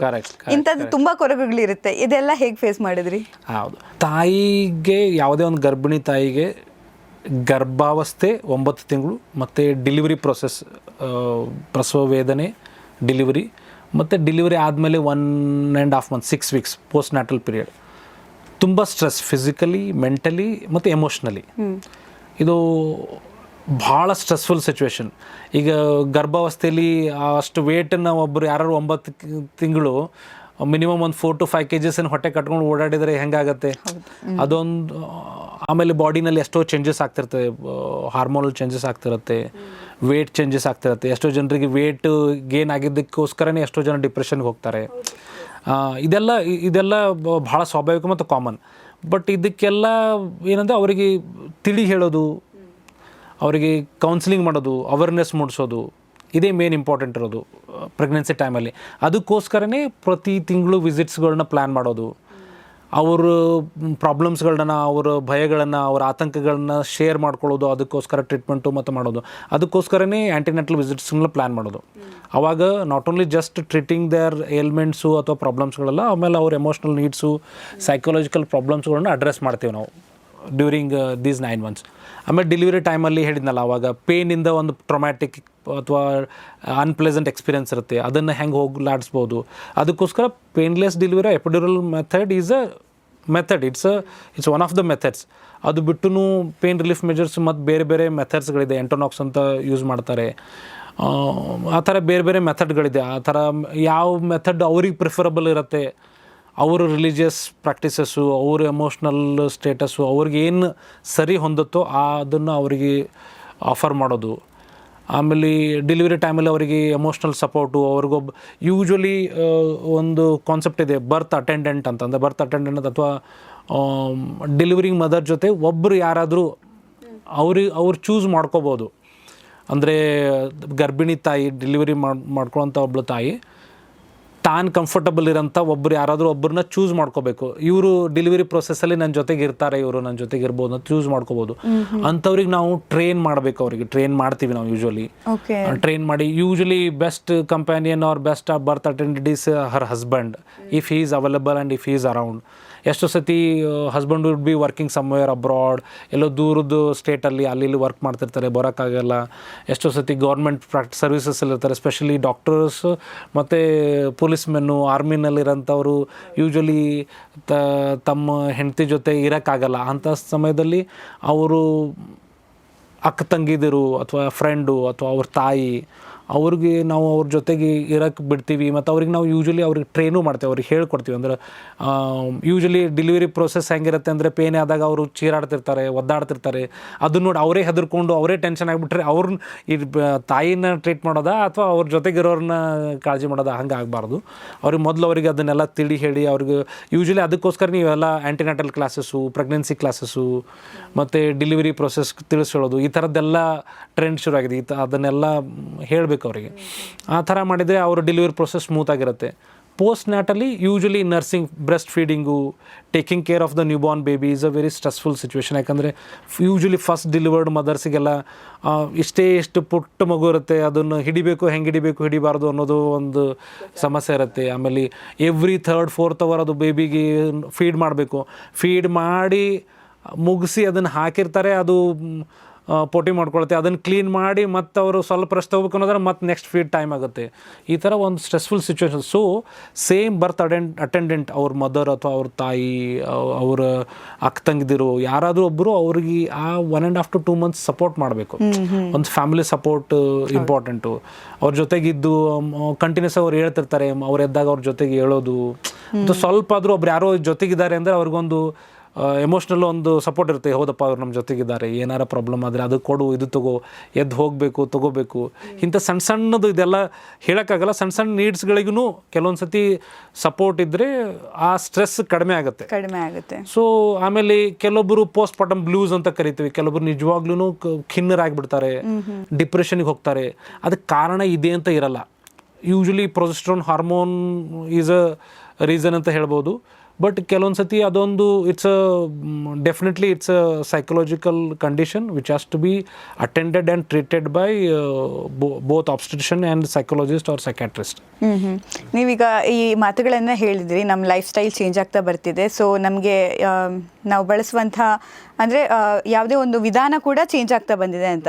ಈಗ ಇದೇ ಎಲ್ಲ ಡೈಲಾಗ್ ನಮ್ಮ ಅಜ್ಜಿಗೆ ಏನಾದರೂ ಹೇಳಿದ್ರೆ ನಾವೇ ಹೆತ್ತಿಲ್ವ 8-10 ಮಕ್ಕಳನ್ನ ಅಂತ ಅಂದ್ಬಿಡ್ತಾರೆ. ಈಗಿನ ಸಿಚುವೇಶನೇ ಬೇರೆ. ಸೊ ಆಗು ಈಗಗೂ ಕಂಪೇರ್ ಮಾಡಿದ್ರೆ ಬಹಳಷ್ಟು ಬದಲಾವಣೆಗಳಾಗಿರೋದು ಅಂತ. ಇದು ಭಾಳ ಜನ ಹೇಳೋ ಮಾತು. ನನ್ನ ಒಪಿಡಿನಲ್ಲಿನೂ ಇದು ತುಂಬ ಸತಿ ನಾನು ಕೇಳ್ತೀನಿ. ಅವರು ಅಜ್ಜಿ ಕೂತಿರ್ತಾಳೆ, ಜೊತೆಗೊಬ್ಳು ಅಜ್ಜಿ ಬಂದಿರ್ತಾಳೆ, ಅವಳು ನಾವು ದವಾಖಾನೆ ಮುಖಾನೇ ನೋಡಿಲ್ಲ, ನಾವು ಇಷ್ಟು ಡೆಲಿವರಿ ಆಗಿದ್ದೇವೆ. ಬಟ್ ಇದೆಲ್ಲ ಆ್ಯಂಟಿನೆಟಲ್ ವಿಸಿಟ್ಸು, ಟ್ರೀಟ್ಮೆಂಟು, ಸ್ಕ್ಯಾನ್ಸ್ಗಳು, ಬ್ಲಡ್ ಟೆಸ್ಟ್ಗಳು ಇದೆಲ್ಲ ಮಾಡೋದೇನಂತಂದರೆ ನಾವು ಈ ಪ್ರೆಗ್ನೆನ್ಸಿ ಕೇರನ್ನು ಎಷ್ಟು ಸುರಕ್ಷಿತವಾಗಿ ಮಾಡೋಕ್ಕಾಗತ್ತೆ. ಆಮೇಲೆ ಇದೇ ನೀವು ಯಾವುದೇ ಒಂದು ಮನೆತನದಲ್ಲಿ, ಯಾವುದೇ ಒಂದು ಮನೆಯಲ್ಲಿ ನೀವು ವಿಚಾರ ಮಾಡಿ, ಚರ್ಚೆ ಮಾಡಿ, ಯಾವುದಾದ್ರೂ ಒಂದು ತಲೆಮಾರಲ್ಲಾಗಲಿ, ಅಂದರೆ ಯಾವುದಾದ್ರೂ ಒಂದು ಜನ್ರೇಷನಲ್ಲಾದರೂ ಒಬ್ಬರಾದರೂ ಮ್ಯಾಕ್ಸಿಮಮ್ ಟೈಮಲ್ಲಿ, ಅಂದರೆ ಮ್ಯಾಕ್ಸಿಮಮ್ ಇದರಲ್ಲಿ ಒಬ್ರಿಗಾದರೂ ತೊಂದರೆ ಆಗಿರುತ್ತೆ ಡೆಲಿವರಿ ಪ್ರೊಸೆಸ್ಸಲ್ಲಿ. ಅಥವಾ ಎಷ್ಟೋ ಜನ ಎಷ್ಟೊಂದು ಜನ ತಾಯಂದಿರು ಪ್ರಾಣನೇ ಕಳ್ಕೊಂಡಿರ್ತಾರೆ. ಅದಕ್ಕೋಸ್ಕರ ಅದು ಪುನರ್ಜನ್ಮ ಅಂತ ಕರೆದಿರೋದು. ಸೊ ಅವಾಗ ಅದಕ್ಕೆ ಟ್ರೀಟ್ಮೆಂಟ್ ಇರಲಿಲ್ಲ. ಸೊ ಡೆಲಿವರಿ ಪ್ರೊಸೆಸ್ಸಲ್ಲಿ ಅಬ್ಸ್ಟ್ರಕ್ಟ್ ಆಗಿ ಅಥವಾ ಬ್ಲೀಡಿಂಗ್ ಆಗಿ ಎಷ್ಟೋ ತಾಯಂದಿರು, ಅಥವಾ ಡೆಲಿವರಿ ಆದಮೇಲೆ ಡೆಲಿವರಿ ಆಗಿ PPH ಪೋಸ್ಟ್ಮಾರ್ಟಮ್ ಹೆಮರೇಜ್ ಆಗಿ ಪ್ರಾಣನೇ ಕಳ್ಕೊಂಡ್ಬಿಡ್ತೀವಿ. ಎಷ್ಟೋ ಕತೆಗಳಲ್ಲೇ ಇದೆ. ಎಷ್ಟೋ ಏನು ಕತೆಗಳು ಹೇಳ್ತಾರಲ್ಲ, ಡೆಲಿವರಿ ಆದ ತಕ್ಷಣ ತಾಯಿ ತಿರ್ಕೊಂಡ್ಬಿಟ್ರು, ರಾಜ್ಕುಮಾರ ಅಥವಾ ಮಗು ಒಂದೇ ಬೆಳೀತು, ಆ ಥರ ಎಷ್ಟೋ ಕತೆಗಳಲ್ಲೇ ಹೇಳ್ತಾರೆ. ಅಂದರೆ ಇದು ನಮ್ಮ ಮುಂಚಿನಿಂದನೂ, ಹಿಂದಿನ ಕಾಲದಿಂದಲೂ ಅದು ಎಲ್ಲರಿಗೂ ಗೊತ್ತಿರೋಂಥ ವಿಷಯ. ಅದನ್ನೇ ಈಗ ಮಾಡರ್ನ್ ಡೇ ಪ್ರಾಕ್ಟೀಸಲ್ಲಿ ಅಥವಾ ಮಾಡರ್ನ್ ಮೆಡಿಸಿನಲ್ಲಿ ನಾವು ಅದನ್ನು ಎಷ್ಟು ರಿಸ್ಕ್ ಫ್ರೀ ಮಾಡ್ಬೋದು, ಎಷ್ಟು ಅದನ್ನು ಸುರಕ್ಷಿತವಾಗಿ ಮಾಡ್ಬೋದು ಅನ್ನೋಕ್ಕೋಸ್ಕರ ಇದೆಲ್ಲ ಟ್ರೀಟ್ಮೆಂಟ್ ಮಾಡೋದು. ಆಮೇಲೆ ಅವರಿಗೆ ಎಷ್ಟೋ ಪ್ರಾಕ್ಟೀಸಸ್ಗಳಿದೆ. ಎಷ್ಟೋ ಅವರಿಗೆ ಮಗು ಹುಟ್ಟಿದ ಮೇಲೆ ನೀರೇ ಕುಡಿಯೋಕ್ಕೆ ಕೊಡಲ್ಲ. ಯೂಶ್ವಲಿ ನಮ್ಮ ನಾರ್ತ್ ಕರ್ನಾಟಕ ರೀಜನಲ್ಲಿ ನೀರನ್ನು ಕಡಿಮೆ ಕುಡಿಸ್ತಾರೆ. ನೀರು ಜಾಸ್ತಿ ಕುಡಿದ್ರೆ ಮಗು ಹೊಟ್ಟೆ ಬಿಗಿದು ಬಿಡುತ್ತೆ, ಮಗು ಮೋಷನ್ಗೆ ಪ್ರಾಬ್ಲಮ್ ಆಗುತ್ತೆ, ಅದು ತಿನ್ನಬೇಡ ಇದು ತಿನ್ನಬೇಡ 108 ರಿಸ್ಟ್ರಿಕ್ಷನ್ ಹೇಳ್ತಾರೆ. ಸೊ ಇದನ್ನೆಲ್ಲ ನಾವು ಎಜುಕೇಟ್ ಮಾಡಬೇಕು. ನೀರು ಹೈಡ್ರೇಷನ್ ಭಾಳ ಇಂಪಾರ್ಟೆಂಟ್ ಬ್ರೆಸ್ಟ್ ಫೀಡಿಂಗ್ ಮದರ್ಸಿಗೆ. ಕಂಪಲ್ಸರಿ ನೀರು ಜಾಸ್ತಿ ಕುಡಿಬೇಕು. ಅವ್ರಿಗೆ ಯಾವತ್ತು ತಿನ್ನಬೇಕು ತಿನ್ನಬಾರ್ದು ಅಂದು ಅವ್ರಿಗೆ ಯೂಶ್ವಲಿ ಅಸಿಡಿಟಿಗೆ ಏನು ಅವಾಯ್ಡ್ ಮಾಡೋಕ್ಕೋಸ್ಕರ ಜಾಸ್ತಿ ಮಸಾಲೆ, ಎಣ್ಣೆ ಅಥವಾ ಜಾಸ್ತಿ ಹುಳಿ ಬಿಟ್ಟು ಉಳಿದಿದ್ವಿ ಏನು ಬೇಕಾದರೂ ತಿನ್ಬೋದು. ಈ ಥರದ್ದು ಕೆಲವೊಂದು ಪದ್ಧತಿಗಳಿದೆ. ಅದನ್ನೆಲ್ಲ ಹೇಳಿದರು. ನಾನು ಯೂಶ್ವಲಿ ಇದನ್ನೆಲ್ಲ ಹೇಳಿದ ಮೇಲೆ ನಾನು ಹೇಳ್ತೀನಿ ಅಜ್ಜಿನ ನೋಡಿಕೊಂಡು, ಇಷ್ಟೆಲ್ಲ ಹೇಳಿದ ಮೇಲೂ ನೀವು ಹೋದ್ಮೇಲೆ ಮನೇಲಿ ಹೋಗಿ ನೀವು ಮಾಡೋದನ್ನೇ ಮಾಡ್ತೀರಿ, ಬಟ್ ನಾನು ಹೇಳೋದನ್ನು ಹೇಳ್ತಿದ್ದೀನಿ ಅಂತ. ಬಟ್ ಮ್ಯಾಕ್ಸಿಮಮ್ ಜನ ಅರ್ಥ ಮಾಡ್ಕೋತಾರೆ, ಮ್ಯಾಕ್ಸಿಮಮ್ ಜನ ಅದನ್ನು ಪ್ರಾಕ್ಟೀಸ್ ಮಾಡ್ತಾರೆ, ಬಂದು ಕೇಳ್ತಾರೆ. ಈಗ ತುಂಬ ಚೇಂಜ್ ಆಗ್ತಿದೆ.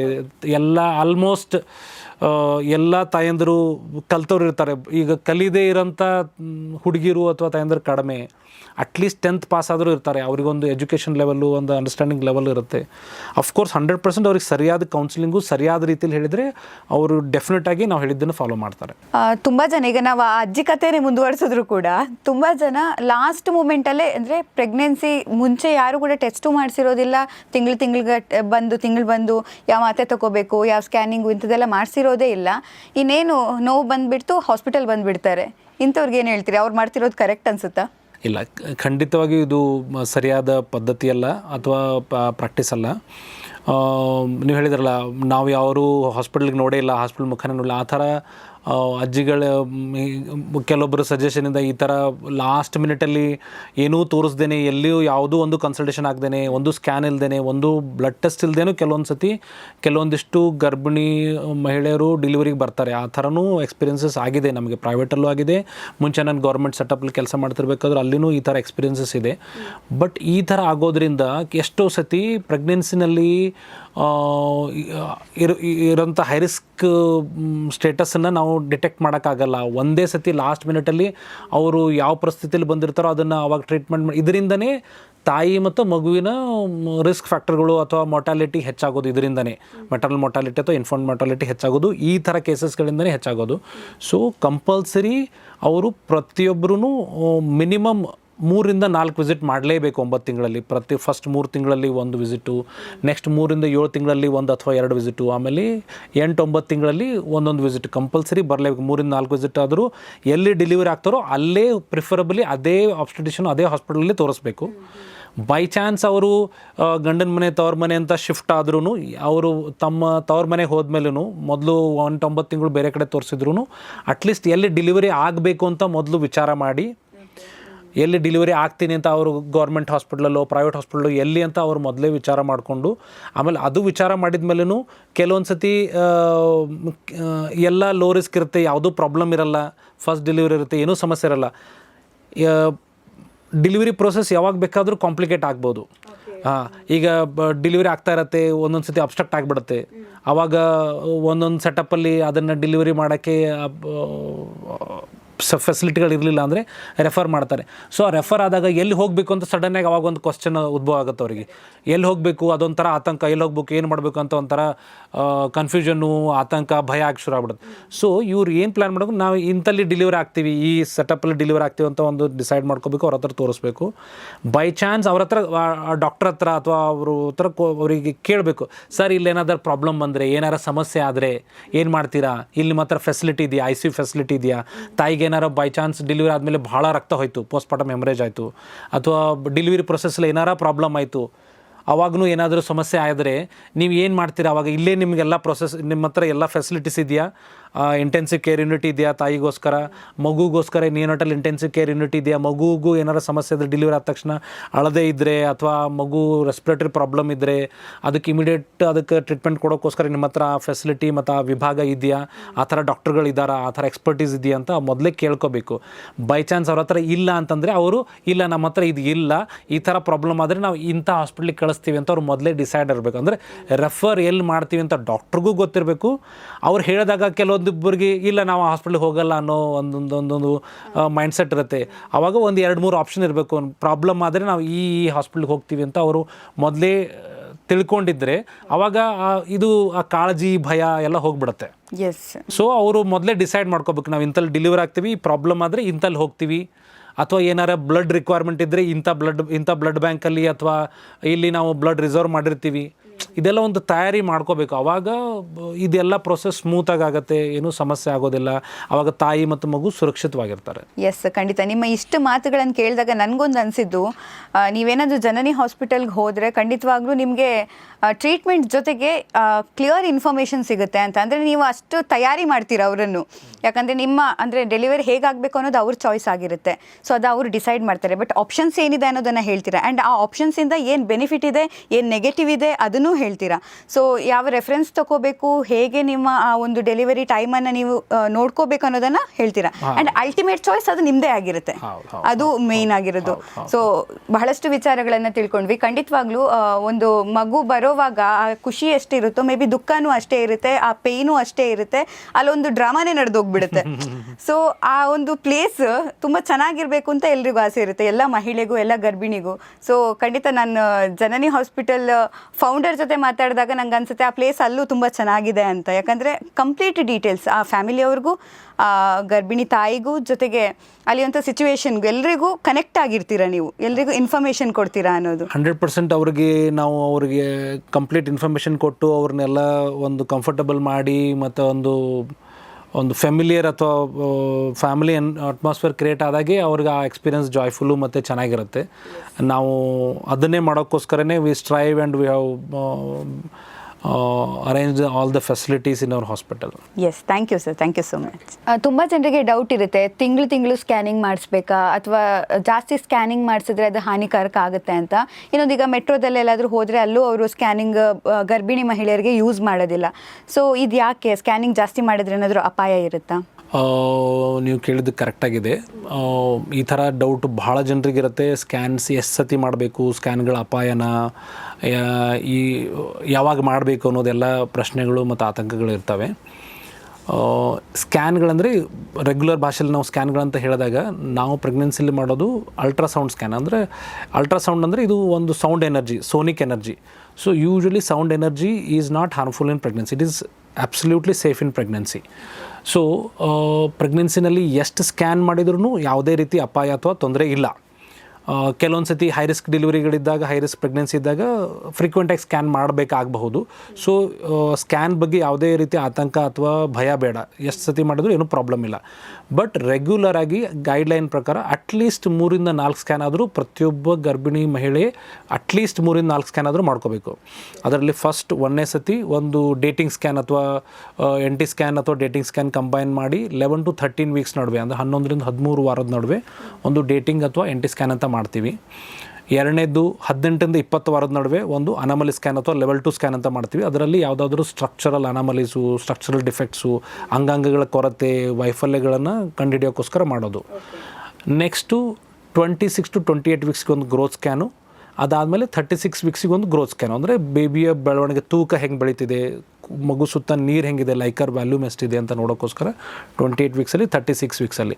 ಸೊ ಈ 4 ಸ್ಕ್ಯಾನ್ಗಳು ನನ್ನ ಪ್ರಕಾರ ಕಂಪಲ್ಸರಿ ಪ್ರತಿಯೊಬ್ಬ ಮಹಿಳೆಗೂ, ಗರ್ಭಿಣಿ ಮಹಿಳೆಗೂ.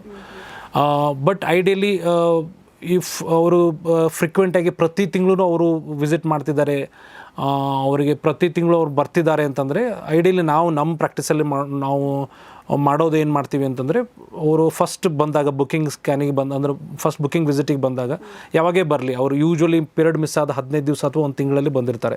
ಸೊ ಅವಾಗೊಂದು ಡೇಟಿಂಗ್ ಸ್ಕ್ಯಾನ್ ಅಂತ ಮಾಡ್ತೀವಿ. ಸೊ ಅದರಿಂದ ಪ್ರೆಗ್ನೆನ್ಸಿ ಡೇಟನ್ನು ಸರಿಯಾಗಿ ಡೇಟ್ ಮಾಡ್ಬೋದು, ಅಥವಾ ಒಂದು ಎಕ್ಸ್ಪೆಕ್ಟೆಡ್ ಡೇಟ್ ಆಫ್ ಡೆಲಿವರಿನ ಕರೆಕ್ಟಾಗಿ ಡಿಸೈಡ್ ಮಾಡ್ಬೋದು. ಆಮೇಲೆ ಮಗುವಿನ ಹೆಲ್ತನ್ನು ಅಂದರೆ ಮಗುವಿನ ಎದೆ ಬಡಿತ ನೋಡ್ಬೋದು. ಯೂಶ್ವಲಿ ಈ ಸ್ಕ್ಯಾನ್ ಮಾಡೋಕ್ಕೆ ಮೇನ್ ಕಾರಣ ಅಂದರೆ ಲೊಕೇಶನ್ ಆಫ್ ಪ್ರೆಗ್ನೆನ್ಸಿ. ಅಂದರೆ ಪ್ರೆಗ್ನೆನ್ಸಿ ಯೂಶ್ವಲಿ 90% to 95% ಯುಟ್ರಸಲ್ಲೇ, ಅಂದರೆ ಗರ್ಭದಲ್ಲೇ ಬರುತ್ತೆ, ಗರ್ಭಕೋಶದಲ್ಲೇ ಬರುತ್ತೆ. ಬಟ್ ಕೆಲವೊಂದು ಸಮಯದಲ್ಲಿ ಕೆಲವೊಂದು ಸತಿ ಈ ಪ್ರೆಗ್ನೆನ್ಸಿ ಟ್ಯೂಬಲ್ಲೂ ಬರಬಹುದು. ಗರ್ಭಕೋಶದ ಪಕ್ಕ 2 ಟ್ಯೂಬ್ಗಳು ಇರ್ತವೆ, ಫಲೋಪಿಯನ್ ಟ್ಯೂಬ್ ಅಂತ ಕರಿತೀವಿ ನಾವು ಅದಕ್ಕೆ. ಸೊ ಆ ಫೆಲೋಪಿಯನ್ ಟ್ಯೂಬಲ್ಲಿನೂ ಪ್ರೆಗ್ನೆನ್ಸಿ ಬರ್ಬೋದು, ಅದಕ್ಕೆ ಟ್ಯೂಬಲ್ ಎಕ್ಟೋಪಿಕ್ ಪ್ರೆಗ್ನೆನ್ಸಿ ಅಂತ ಕರಿತೀವಿ. ಕೆಲವೊಂದು ಸತಿ ಓವರಿಯಲ್ಲಿ ಆಗ್ಬೋದು, ಕೆಲವೊಂದು ಸತಿ ಅಬ್ಡಾಮನ್, ಅಂದರೆ ಈವನ್ ಮೆಡಿಕಲ್ ಲಿಟ್ರೇಚರಲ್ಲಿ ಡಾಕ್ಯುಮೆಂಟೆಡ್ ಅಬ್ಡಾಮಿನಲ್ ಪ್ರೆಗ್ನೆನ್ಸೀಸ್ ಸಹ ಇದೆ. ಸೊ ಗರ್ಭಕೋಶ ಬಿಟ್ಟು ಹೊರಗಡೆನೂ ಪ್ರೆಗ್ನೆನ್ಸಿ ಬೆಳೀಬಹುದು. ಈ ಥರ ಇದ್ದಾಗ ಹೈ ರಿಸ್ಕ್ ಆಗಿ ಕೆಲವೊಂದು ಸತಿ ರಪ್ಚರ್ ಆಗಿ, ಕೆಲವೊಂದು ಸತಿ ಲೈಫ್ ಥ್ರೆಟನಿಂಗ್ ಸಿಚುವೇಶನ್ಸು ಕ್ರಿಯೇಟ್ ಆಗುತ್ತೆ ಎಕ್ಟೋಪಿಕ್ ಪ್ರೆಗ್ನೆನ್ಸಿ ರಪ್ಚರ್ ಆದರೆ. ಸೊ ಮೇನ್ ಫಸ್ಟ್ ಸ್ಕ್ಯಾನ್ ಮಾಡೋದೇ ಡೇಟಿಂಗ್ ಸಲುವಾಗಿ, ಮತ್ತು ಲೊಕೇಶನ್ ಆಫ್ ಪ್ರೆಗ್ನೆನ್ಸಿ, ಮತ್ತು ಹೆಲ್ತ್ ಆಫ್ ದ ಬೇಬಿ, ಅಂದರೆ ಮಗು ಹೆಲ್ದಿ ಆಗಿದೆಯಾ, ಹಾರ್ಟ್ ಬೀಟ್ ಚೆನ್ನಾಗಿದೆಯಾ ಅಂತ ನೋಡೋಕ್ಕೋಸ್ಕರ. ಎರಡನೇ ಸ್ಕ್ಯಾನು NT ಸ್ಕ್ಯಾನ್ ಮಾಡೋದು ಕ್ರೋಮೋಸೋಮಲ್ ಪ್ರಾಬ್ಲಮ್ಸ್ಗಳು, chromosomal aneuploidies, soft tissue markers ಅಂತ ಇರುತ್ತೆ, ನ್ಯಾಸಲ್ ಬೋನು, ನ್ಯೂಕಲ್ ಟ್ರಾನ್ಸ್ಲುಯೆನ್ಸಿ, ಡಕ್ಟಸ್ ವಿನೋಸಸ್, ಟ್ರೈಕಸ್ಪಿಡ್ ರಿಗರ್ಜಿಟೇಷನ್, ಈ ಥರ ಇವೆಲ್ಲ ನೋಡಿ ಅದು ಮುಂದೆ ಬರ್ಬೋದಾದಂಥ, ಈಗ ಡೌನ್ ಸಿಂಡ್ರೋಮ್, ಎಡ್ವರ್ಡ್ಸ್, ಪಟೌಸ್ ಅಂತ ಹೇಳ್ತೀವಿ, ಟ್ರೈಸೋಮೀಸ್, ಅವೆಲ್ಲ ಅಕೂರ್ನ ಈ 12 ವಾರ ಅಥವಾ 13 ವಾರಕ್ಕೆ ನಾವು ಡಬಲ್ ಮಾರ್ಕರ್ ಅಂತ ಒಂದು ಕಂಬೈನ್ಡ್ ಸ್ಕ್ರೀನಿಂಗ್ ಅಂತ ಮಾಡ್ತೀವಿ, ಕಂಬೈನ್ಡ್ ಇಂಟಿಗ್ರೇಟೆಡ್ ಸ್ಕ್ರೀನಿಂಗ್. ಆ ಡಬಲ್ ಮಾರ್ಕರ್ ಮತ್ತು ಈ NT ಸ್ಕ್ಯಾನ್ ಈ ಎರಡೂ ಕಂಬೈನ್ ಮಾಡಿ ನಾವು ಆ ರಿಸ್ಕ್ ರೇಷಿಯೋ ತೆಗಿಬೋದು. ಅಂದರೆ ಈ ಮಕ್ಕಳು ಮುಂದೆ 5 ಅಥವಾ 6ನೇ ತಿಂಗಳಲ್ಲಿ ಅಥವಾ ಮುಂದೆ ಇವಕ್ಕೆ ಈ ಪ್ರಾಬ್ಲಮ್ಸ್ ಬರ್ಬೋದು ಅಂತ ಒಂದು ಅಂದಾಜು ಪತ್ತೆ ಮಾಡಬಹುದು. ಇದನ್ನು ಕಂಪಲ್ಸರಿ ನನ್ನ ಪ್ರಕಾರ ಪ್ರತಿಯೊಬ್ಬ ಗರ್ಭಿಣಿ ಮಹಿಳೆನೂ ಈ first scan 11 to 13 week scan compulsory ಮಾಡಿಸ್ಕೊಳ್ಳೇಬೇಕು, ಅದು with double marker. If they are above 32 years or 35 years compulsory, and if they are below 32 years I think it is optional for them. If there ಏನು history ಅದು ಯಾವುದೂ ಇರಲ್ಲ, optional ಅವರಿಗೆ. ಆಮೇಲೆ 18 to 20 weak scan, ಅದಾದಮೇಲೆ ಪ್ರತಿ ತಿಂಗಳು ಅವರು ಗ್ರೋತ್ ಸ್ಕ್ಯಾನ್ ಮಾಡಿಸ್ಬೋದು. ಅವರು ಮಗುವಿನ ವೇಟು ಮತ್ತು ಲೈಕರ್ ವ್ಯಾಲ್ಯೂಮ್ ನೋಡೋಕ್ಕೋಸ್ಕರ ಪ್ರತಿ ತಿಂಗಳು ಸ್ಕ್ಯಾನ್ ಮಾಡಿಸಿದ್ರೆ ಏನೂ ತಪ್ಪಿಲ್ಲ, ಏನು ಸಮಸ್ಯೆನೂ ಇಲ್ಲ, ಏನು ಸಮಸ್ಯೆ ಇಲ್ಲ. ಬಟ್ ಈ ಹಾಸ್ಪಿಟಲ್ಗಳು ಕೆಲವು ಪ್ಯಾಕೇಜ್ ಹೆಸರಲ್ಲಿ ತುಂಬ ಟೆಸ್ಟ್ಗಳು ಕೊಟ್ಟಿರುತ್ತೆ, ಅದೆಲ್ಲ ಮಾಡಿಸೋದು ಕಡ್ಡಾಯನ, ಮಾಡಿಸ್ಲೇಬೇಕು ಅಂತಿರುತ್ತಾ, ಅಥವಾ ಪ್ಯಾಕೇಜ್ ಹೆಸರಲ್ಲಿ ಸುಮ್ಮನೆ ಅದೊಂದು ಪ್ಯಾಕೇಜ್ ಇರುತ್ತೆ, ಅದಕ್ಕೆ ಚೆನ್ನಾಗಿ ಅಮೌಂಟ್ ಹಾಕ್ಬೋದು ಅನ್ನೋಂಥ ಕಾನ್ಸೆಪ್ಟಲ್ಲಿ ಕೊಟ್ಟಿರ್ತಾರೆ? ಇದು ಪ್ಯಾಕೇಜ್ ಕಾನ್ಸೆಪ್ಟ್ ಬಂದಿರೋದು ಯೂಶ್ವಲಿ ಹೆಲ್ತ್ ಪ್ಯಾಕೇಜಸ್ಗಳು ಮಾಡಿಸೋದು. ಇದು ಅಂದರೆ ಹೆಲ್ತ್ ಚೆಕಪ್ಸ್ ಅಂದರೆ ಏನು, ಯಾರಿಗೆ ಏನು ಪ್ರಾಬ್ಲಮ್ ಇಲ್ಲದಿರೋ ಹೆಲ್ದಿ ಮೇಲ್ ಫಿಮೇಲ್ ಅವ್ರಿಗೋಸ್ಕರ, ಅಂದರೆ ಇಯರ್ಲಿ ಹೆಲ್ತ್ ಚೆಕಪ್ ಮಾಡಿಸ್ಕೋತೀವಿ ಅನ್ನೋದು ಒಂದು ನಮ್ಮ ಮನಸ್ಸಿನ ಸಮಾಧಾನ, ನಮಗೆಲ್ಲ ಸರಿಯಾಗಿದೆ ಅಂತ ನೋಡ್ಕೊಳ್ಳೋಕ್ಕೋಸ್ಕರ. ಅವಾಗ ಏನು ಮಾಡಿಸ್ಕೋಬೇಕು ಅಂತ ಅವ್ರಿಗೆ ಗೊತ್ತಿರಲ್ಲ. ಹೌದು, ಯಾಕಂದರೆ ಈಸ್ ಅ ಲೇ ಮ್ಯಾನ್, ಅವ್ರಿಗೆ ಗೊತ್ತಿರಲ್ಲ ಏನು ಮಾಡಿಸ್ಬೇಕು ಅಂತ ಡಿಸೈಡ್ ಮಾಡೋದು. ಅದೊಂದು ಪ್ಯಾಕೇಜಸ್ ಅಂದರೆ ಎಲ್ಲ ಸಿಸ್ಟಮ್ಸ್ಗಳು ಕವರ್ ಆಗಬೇಕು ಅಂತ ಒಂದು ಪ್ಯಾಕೇಜಸ್ ಸೃಷ್ಟಿ ಮಾಡ್ತಾರೆ, ಪ್ಯಾಕೇಜಸ್ ಡಿಸೈಡ್ ಮಾಡ್ತಾರೆ. ಇಟ್ ಡಿಪೆಂಡ್ಸ್ ಆನ್ ಪ್ರತಿ ಹಾಸ್ಪಿಟಲ್ ಅಥವಾ ಡಯಾಗ್ನೋಸ್ಟಿಕ್ ಸೆಂಟರ್ಗಳ ಮೇಲೆ ಡಿಪೆಂಡ್ ಆಗುತ್ತೆ. ನನ್ನ ಪ್ರಕಾರ ಭಾಳ ಸತಿ ಈ ಥರದ್ದು ಹೆಲ್ತ್ ಪ್ಯಾಕೇಜಸ್ಗಳು ಮಾಡಿಸ್ಬೋದು. At least doing something is better than nothing. ಅಂದರೆ at least they have that awareness that they should undergo some health checkup ಅನ್ನೋದೊಂದು awareness, it is good. Health packages ಅಂತ ಬಂದಾಗ ಯೂಶ್ವಲಿ ಪ್ರೆಗ್ನೆನ್ಸಿ ಅಲ್ಲಿ ಕೆಲವೊಂದು ಟೆಸ್ಟ್ಗಳು ಕಡ್ಡಾಯವಾಗಿ ಮಾಡಿಸ್ತೀವಿ. For example haemoglobin, blood group, sugar levels, ಆಮೇಲೆ ವೈರಲ್ ಮಾರ್ಕರ್ಸ್ಗಳನ್ನು, ಈ ಥರ ಇವು ಕಡ್ಡಾಯವಾಗಿ ಮಾಡಿಸ್ಬೇಕು. ಅದು ಬಿಟ್ಟು ಉಳಿದಿದ್ದು ಯಾವುದೇ ಟೆಸ್ಟ್ಗಳನ್ನು ಅವರು ಅಟೆಂಡಿಂಗ್ ಆಬ್ಸ್ಟ್ರಿಷನ್ ಅಥವಾ ಯಾರು ಗೈನಕಾಲಜಿಸ್ಟ್ ಇರ್ತಾರಲ್ಲ ಅವರು ಏನು ಸಜೆಸ್ಟ್ ಮಾಡ್ತಾರೋ ಅದನ್ನು ಮಾಡಿಸೋದು ಒಳ್ಳೆಯದು. ಓಕೆ, ಈಗ ಥೈರಾಯ್ಡ್ ಮತ್ತು ಶುಗರ್ ಟೆಸ್ಟ್ ಏನಾದರೂ ಮಾಡಿಸಿಲ್ಲ ಅಂದರೆ ಮಗುವಿಗೆ ಅಪಾಯ ಇದೆಯಾ? ಖಂಡಿತ, ಇದೊಂದು ಏರಿಯಾ ಆಫ್ ಕನ್ಸರ್ನ್. ಅಂದರೆ ಥೈರಾಯ್ಡ್ ಟೆಸ್ಟನ್ನು ನನ್ನ ಪ್ರಕಾರ ಯೂನಿವರ್ಸಲ್ ಆಗಿ ಪ್ರತಿಯೊಬ್ಬ ಗರ್ಭಿಣಿ ಮಹಿಳೆಗೂ ಮಾಡಿಸೋದು ಭಾಳ ಉತ್ತಮ. ಅಂದರೆ ಯಾಕೆಂದರೆ ಒಂದು ಸಬ್ ಕ್ಲಿನಿಕಲ್ ಹೈಪೋಥೈರಾಯ್ಡಿಸಮ್ ಅಂತ ಒಂದು ಕಾನ್ಸೆಪ್ಟ್ ಇದೆ. ಅಂದರೆ ಕೆಲವೊಂದು ಸತಿ ಬಯೋಕೆಮಿಕಲಿ ಕಾಣಿಸಲ್ಲ, TSH ಲೆವೆಲ್ಸ್ ಎಲ್ಲ ನಾರ್ಮಲ್ ಇರುತ್ತೆ, ಬಟ್ ಅವ್ರದ್ದು ಥೈರಾಯ್ಡ್ ಲೆವೆಲ್ಸು ಕಡಿಮೆ ಆಗುತ್ತೆ. ಯಾಕಂದರೆ ಪ್ರೆಗ್ನೆನ್ಸಿಯಲ್ಲಿ ಥೈರಾಯ್ಡ್ ರಿಕ್ವೈರ್ಮೆಂಟ್ ಜಾಸ್ತಿ ಆಗುತ್ತೆ. ಯಾಕಂದರೆ ಫಸ್ಟ್ 13 to 14 ವೀಕ್ಸಲ್ಲಿ ಮಗುವಿನ ಥೈರಾಯ್ಡ್ ಗ್ಲ್ಯಾಂಡ್ ಫಾರ್ಮ್ ಆಗಿರಲ್ಲ, ರೆಡಿ ಇರಲ್ಲ. ಬಟ್ ಬ್ರೈನ್ ಡೆವಲಪ್ಮೆಂಟ್ ಆಗೋದು ಅವಾಗೂ ಬ್ರೈನ್ ಡೆವಲಪ್ಮೆಂಟ್ ಆಗ್ತಿರುತ್ತೆ. ಆ ಬ್ರೈನ್ ಡೆವಲಪ್ಮೆಂಟಿಗೆ ಥೈರಾಯ್ಡ್ ರಿಕ್ವೈರ್ಮೆಂಟ್ ಇರುತ್ತೆ, ಥೈರಾಯ್ಡ್ ಹಾರ್ಮೋನ್ ರಿಕ್ವೈರ್ಮೆಂಟ್ ಇರುತ್ತೆ. ಆ ಥೈರಾಯ್ಡ್ ಹಾರ್ಮೋನ್ ಬರೋದು ತಾಯಿಯಿಂದ. ತಾಯಿ ಥೈರಾಯ್ಡ್ ಗ್ಲ್ಯಾಂಡಿಂದನೇ ಥೈರಾಯ್ಡ್ ಹಾರ್ಮೋನು ಪ್ಲಾಸೆಂಟಾ ಮುಖಾಂತರ ಹೋಗಿ ಮಗುವಿಗೆ ಹೋಗಿ ಮುಟ್ಟುತ್ತೆ. ಸೊ ಅಲ್ಲಿ ಬ್ರೈನ್ ಡೆವಲಪ್ಮೆಂಟಿಗೆ ಥೈರಾಯ್ಡ್ ಹಾರ್ಮೋನ್ ಭಾಳ ಇಂಪಾರ್ಟೆಂಟ್. ಆವಾಗ ತಾಯಿ ಏನಾರ ಡೆಫಿಷಿಯೆಂಟ್ ಇದ್ದರೆ, ಥೈರಾಯ್ಡ್ ಹಾರ್ಮೋನ್ ಡೆಫಿಷಿಯೆನ್ಸಿ ಇದ್ದರೆ, ಆವಾಗ ಆ ಥೈರಾಯ್ಡ್ ರಿಕ್ವೈರ್ಮೆಂಟ್ ಪೂರ್ತಿಯಾಗಿ ಮಗುವಿಗೆ ಹೋಗಲ್ಲ. ಕೆಲವೊಂದು ಸತಿ ಬ್ರೈನ್ ಡೆವಲಪ್ಮೆಂಟಲ್ಲಿ ಪ್ರಾಬ್ಲಮ್ಗಳಾಗಬಹುದು. ಸೊ ಅದಕ್ಕೋಸ್ಕರ ಪ್ರತಿಯೊಬ್ಬರಿಗೂ ಫಸ್ಟ್ ಟ್ರೈಮಸ್ಟ್ರಲ್ಲಿನೇ, ಅಂದರೆ ಫಸ್ಟ್ 3 ತಿಂಗಳಲ್ಲಿನೇ ಥೈರಾಯ್ಡ್ ಹಾರ್ಮೋನ್ ಚೆಕ್ ಮಾಡಿ ಅವ್ರಿಗೆ ಅದು ಏನಾರ ಡೆಫಿಷಿಯನ್ಸಿ ಇದ್ದರೆ ಟ್ರೀಟ್ಮೆಂಟ್ ಮಾಡೋದು ಭಾಳ ಉತ್ತಮ. ಆಮೇಲೆ ಶುಗರ್ ಬಗ್ಗೆ ಕೇಳಿದ್ರಿ. ಶುಗರ್ ಯೂಶ್ವಲಿ ನಾವು ಅವ್ರದ್ದು ಯಾವುದೋ ಮನೆಯಲ್ಲಿ ಫ್ಯಾಮಿಲಿ ಹಿಸ್ಟ್ರಿ ಇರಲಿಲ್ಲ ಶುಗರ್ದು, ಅಥವಾ ಅವ್ರದ್ದೇನೂ ಹಿಸ್ಟ್ರಿ ಇರಲಿಲ್ಲ ಅಂತಂದರೆ ನಾವು ಯೂಶ್ವಲಿ ಶುಗರ್ನ 5th ಮಂತ್ ಅಂದರೆ 16 to 20 ವೀಕ್ಸ್ ನಡುವೆ ಸತಿ ಮಾಡ್ತೀವಿ. ಮತ್ತು ಗ್ಲೂಕೋಸ್ ಚಾಲೆಂಜ್ ಟೆಸ್ಟ್ ಅಂತ, ಓರಲ್ ಗ್ಲೂಕೋಸ್ ಚಾಲೆಂಜ್ OGCT ಅಂತ 24 to 28 ವೀಕ್ಸಲ್ಲಿನೂ ಮಾಡ್ತೀವಿ ಒಂದು ಸತಿ, ಟು ಡಿಟೆಕ್ಟ್ ಜೆಸ್ಟೇಷನಲ್ ಡಯಾಬಿಟೀಸ್. ಅಂದರೆ ಕೆಲವೊಂದು ಸತಿ ಪ್ರೆಗ್ನೆನ್ಸಿನಲ್ಲಿ ಗ್ಲುಕೋಸ್ ಮೆಟಬಾಲಿಸಮ್ ಚೇಂಜ್ ಆಗುತ್ತೆ. ಒಂದು ಸತಿ ಕೆಲವೊಬ್ಬರಿಗೆ ಪ್ರೆಗ್ನೆನ್ಸಿನಲ್ಲಿ ಶುಗರ್ ಬರುತ್ತೆ, ಅಂದರೆ ಡಯಾಬಿಟಿಸ್ ಬರ್ಬೋದು 5 ತಿಂಗಳಾದಮೇಲೆ. ಸೊ ಅದಕ್ಕೋಸ್ಕರ ಅದನ್ನು ಡಿಟೆಕ್ಟ್ ಮಾಡೋಕ್ಕೋಸ್ಕರ ಖಂಡಿತವಾಗಿಯೂ ಶುಗರ್ ಟೆಸ್ಟ್ ಮಾಡಿಸ್ಬೇಕು. ಓಕೆ, ಈಗ ಹೈ ರಿಸ್ಕ್ ಪ್ರೆಗ್ನೆನ್ಸಿ ಅಂತ ಅದು ಯಾವಾಗ ಗೊತ್ತಾಗುತ್ತೆ ಆ ಪ್ರೆಗ್ನೆನ್ಸಿ ರಿಸ್ಕಲ್ಲಿದೆ ಅಂತ?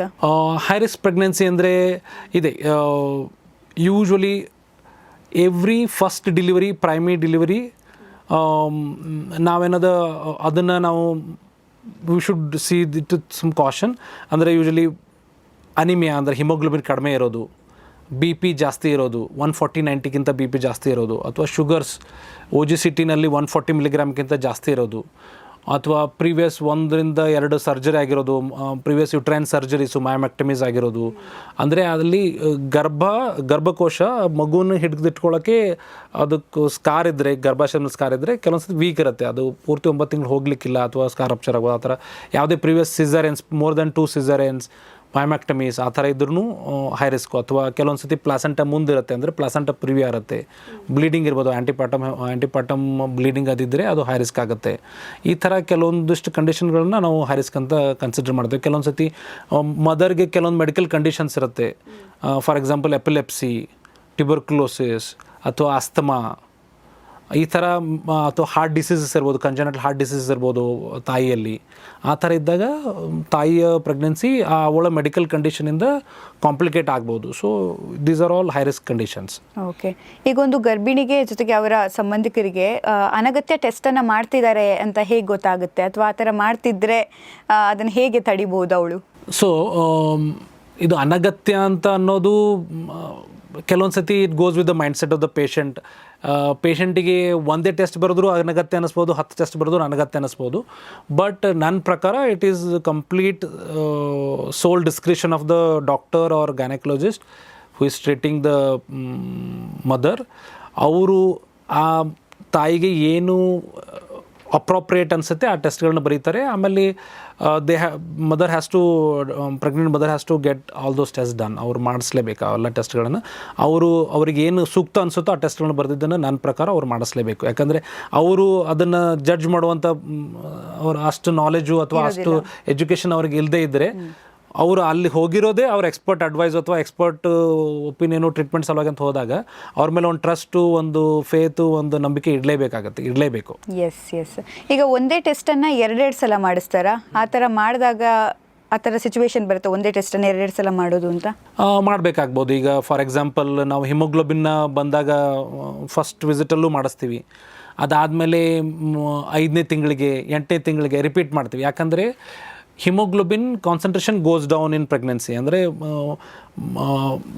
ಗರ್ಭಿಣಿ ತಾಯಿಯಲ್ಲಿ ಅವಳು ಬ್ಲಡ್ ವ್ಯಾಲ್ಯೂಮ್ ಜಾಸ್ತಿ ಆಗುತ್ತೆ, ಅಂದರೆ ನೀರಿನ ಅಂಶ ಜಾಸ್ತಿ ಆಗುತ್ತೆ. ಯೂಶ್ವಲಿ 5 ಲೀಟ್ರ್ ಇದ್ದದ್ದು ನೀರು ಒಂದು ಮಿನಿಮಮ್ 1.5 ಲೀಟರ್ಸಷ್ಟು ರಕ್ತದ ವ್ಯಾಲ್ಯೂಮ್ ಜಾಸ್ತಿ ಆಗುತ್ತೆ. ಆವಾಗ ಹಿಮೋಗ್ಲೋಬಿನ್ ಗೋಸ್ ಡೌನ್. ಹೆಚ್ಚಿನ ಹಿಮೋಗ್ಲೋಬಿನ್ ಉತ್ಪಾದನೆ ಆಗದೇ ಇದ್ದರೆ ಅವಳಲ್ಲಿ ರಕ್ತಹೀನತೆ ಕಾಣೋಕ್ಕೆ ಶುರು ಆಗುತ್ತೆ. ಅಂದರೆ ಅದಕ್ಕೋಸ್ಕರ ಆ ರಕ್ತಹೀನತೆನ ಕಂಡುಹಿಡಿಯೋಕ್ಕೋಸ್ಕರ ಅದನ್ನು ರಿಪೀಟ್ ಮಾಡಬೇಕಾಗತ್ತೆ ಹಿಮೋಗ್ಲೋಬಿನ್ನ. ಆಮೇಲೆ ಯೂರಿನ್ ಟೆಸ್ಟ್, ಯೂರಿನಲ್ಲಿ ಪ್ರೋಟೀನ್ ನೋಡಬೇಕಾಗತ್ತೆ. ಪ್ರೋಟೀನ್ ಕೆಲವೊಂದು ಸತಿ ಗರ್ಭಿಣಿ ಸ್ತ್ರೀಯಲ್ಲಿ ಕಾಲು ಬಾವು ಬರೋದು, ಕಾಲು ಊದ್ಕೊಳ್ಳೋದು ಅಥವಾ ಮುಖ ಊದ್ಕೊಳ್ಳೋದು, ಕೈ ಊದ್ಕೊಳ್ಳೋದು ಈ ಥರ ಆಗ್ತಿದ್ರೆ ಕೆಲವೊಂದು ಸತಿ ಬರೀ ಕಾಲು ಊತ ಬಂದಿರೋದು ಫಿಸಿಯೋಲಾಜಿಕಲ್ ಇರ್ಬೋದು. ಫಿಸಿಯೋಲಾಜಿಕಲ್ ಕೆಲವೊಂದು ಸತಿ ಸ್ವಲ್ಪ ಕಾಲು ಊತ ಬರುತ್ತೆ. ಬಟ್ ಕೆಲವೊಂದು ಸತಿ ಅದೇ ಏನಾದರೆ ಮುಖ ಊತ ಬರ್ತಿದೆ, ಬಾಡಿ ಎಲ್ಲ ಕೈಯೆಲ್ಲ ಊತ ಬರ್ತಿದೆ, ಆ ಥರ ಇದ್ದರೆ ಅದು ಹೈಪರ್ಟೆನ್ಷನ್ ಸೈನ್, ಅಂದರೆ ಪ್ರೆಗ್ನೆನ್ಸಿ ಇಂಡ್ಯೂಸ್ಡ್ ಹೈಪರ್ಟೆನ್ಷನ್, PIH ಅಂತ ಕರಿತೀವಿ. ಪ್ರೆಗ್ನೆನ್ಸಿ ಇಂಡ್ಯೂಸ್ಡ್ ಹೈಪರ್ಟೆನ್ಷನ್ನ ಒಂದು ಸೈನ್ ಅದು. ಸೊ ಅದನ್ನು ಕಂಡುಹಿಡಿಯೋಕ್ಕೋಸ್ಕರ ಯೂರಿನಲ್ಲಿ ಪ್ರೋಟೀನ್ ಸೆಕ್ರೆಟ್ ಆಗ್ತಿರುತ್ತೆ. ಅದಕ್ಕೋಸ್ಕರ ಪ್ರತಿ ತಿಂಗಳು ಯೂರಿನ್ ಪ್ರೋಟೀನ್ನ ಚೆಕ್ ಮಾಡೋಕ್ಕೋಸ್ಕರ ರಿಪೀಟ್ ಮಾಡಬೇಕಾಗಬಹುದು. ಸೇಮ್ ಅದೇ ರೀತಿ ಶುಗರ್ಸ್ಗಳನ್ನು 5ನೇ ತಿಂಗಳಿಗೆ ಚೆಕ್ ಮಾಡ್ತೀವಿ. ಅಲ್ಲೇನಾರು ಗೊತ್ತಾಗಿಲ್ಲ ಅಂದರೆ ತಿರ್ಗಾ 24 to 26 ವೀಕ್ಸಲ್ಲಿ ಇನ್ನೊಂದು ಸತಿ ರಿಪೀಟ್ ಮಾಡ್ತೀವಿ ಕೆಲವೊಂದು ಸತಿ. ಸೊ ಇವು ಮೂರನ್ನ ರಿಪೀಟ್ ಮಾಡ್ತೀವಿ. ಆಮೇಲೆ ಸ್ಕ್ಯಾನ್ಸ್ಗಳನ್ನಂತರೂ ಕಂಪಲ್ಸರಿ ಹೇಳಿದ್ನಲ್ಲ, ಮಾಡಲೇಬೇಕಾಗತ್ತೆ. ಈ ಥರ ಇರುತ್ತೆ. ಸರ್, ಟೆಸ್ಟ್ ಬಗ್ಗೆ ನಾವು ಮಾತಾಡಿದ್ವಿ. ಈಗ ಆಹಾರ ಕ್ರಮದ ಬಗ್ಗೆ ಮಾತಾಡೋದಾದರೆ ತುಂಬ ಜನ ಗರ್ಭಿಣಿ ಹೆಂಗಸರು ಪಪ್ಪಾಯ ತಿನ್ನಬಾರ್ದು ಅನ್ನುವಂಥದ್ದೇ ಕೇಳಿಬರೋದು. ಪಪ್ಪಾಯ ಅಂತ ಹೇಳಿದರೆ ಅದು ವಿಷ ಅನ್ನೋ ಕಾನ್ಸೆಪ್ಟೆಲ್ಲ ಆಗೋಗಿದೆ ಗರ್ಭಿಣಿಗೆ. ಆ್ಯಂಡ್ ರೀಸೆಂಟಾಗಿ ನಾನೊಂದು ಫಿಲ್ಮ್ ನೋಡಿದೆ, ಅದರಲ್ಲೂ 9 ಮಂತ್ ಆದಮೇಲೆ ಪಪ್ಪಾಯ ತಿಂದು ಅವಳಿಗೇನೋ ಪ್ರಾಬ್ಲಮ್ ಆಯಿತು ಅನ್ನೋವಂಥ ಒಂದು ಸಿಚುವೇಶನ್ ಕೂಡ ಬಂದಿತ್ತು. ಸೊ ಇದೆಲ್ಲ ನೋಡಿದಾಗ ಹೌದು, ಅಷ್ಟು ವಿಷನ ಆಗಿದ್ರೆ ಪಪ್ಪಾಯ? ಇಲ್ಲ, ಖಂಡಿತ ಇಲ್ಲ. ಇದೊಂಥರ ಎಲ್ಲರಲ್ಲೂ ಈ ಡೌಟು, ಮತ್ತು ಇದು ಕಾಮನ್ನಾಗಿ ಕೇಳೋ ಪ್ರಶ್ನೆನೇ ಇದು. ಪಪ್ಪಾಯ ತಿನ್ನಬೇಕಾ ತಿನ್ನಬಾರ್ದಾ, ಯಾವ ಹಣ್ಣು ತಿನ್ನಬೇಕು ಯಾವ ಹಣ್ಣು ತಿನ್ನಬಾರ್ದು ಅಂತ. ಯೂಶ್ವಲಿ ರೈಪ್ ಅಂದರೆ ಹಣ್ಣಾದ ಪಪ್ಪಾಯ ಆ್ಯಕ್ಚುಲಿ ಹೆಲ್ದಿ, ಮತ್ತು ಅದರಲ್ಲಿ it is rich in fibre, it is rich in carotenoids ಅಂದರೆ vitamin A, vitamin C, because it's yellow fruit.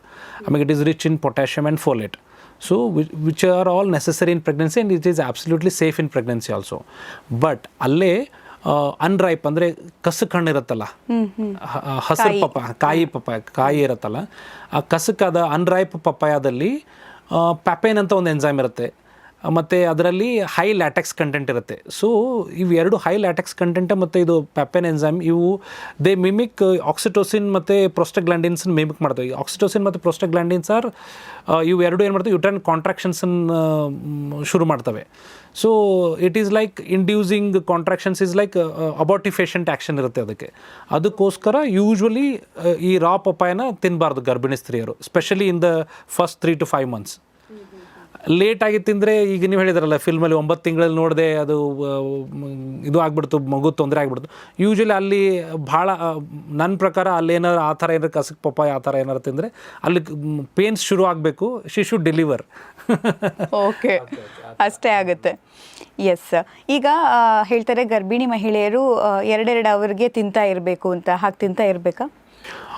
2 ಅವರ್ಗೆ ತಿನ್ನಬೇಕು ಅಂತಂದರೆ ಫ್ರೀಕ್ವೆಂಟ್ ಸ್ಮಾಲ್ ಮೀಲ್ಸ್ ಅಥವಾ ಬ್ಲ್ಯಾಂಡ್ ಮೀಲ್ಸನ್ನು ಇದನ್ನು ನಾವು ಹೇಳೋದು ಯಾವಾಗಂದ್ರೆ ಫಸ್ಟ್ 3 ಮಂತ್ಸಲ್ಲಿ, ಟು ಅವಾಯ್ಡ್ ಹೈಪರೆಮೆಸಿಸ್. ಅಂದರೆ ಮಾರ್ನಿಂಗ್ ಸಿಕ್ನೆಸ್ ಇರುತ್ತಲ್ಲ, ವಾಮಿಟಿಂಗ್, ನಾಸಿಯಾ ಫೀಲಿಂಗ್ ಅದಿರುತ್ತಲ್ಲ, ಆವಾಗ ಅವ್ರಿಗೆ ಏನು ಯಾವುದು ಸ್ಮೆಲ್ಲು ಅಥವಾ ಏನು ಕೆಲವೊಂದು ಸತಿ ಏನು ತಿನ್ನೋಕೆ ಆಗ್ತಿರಲ್ಲ.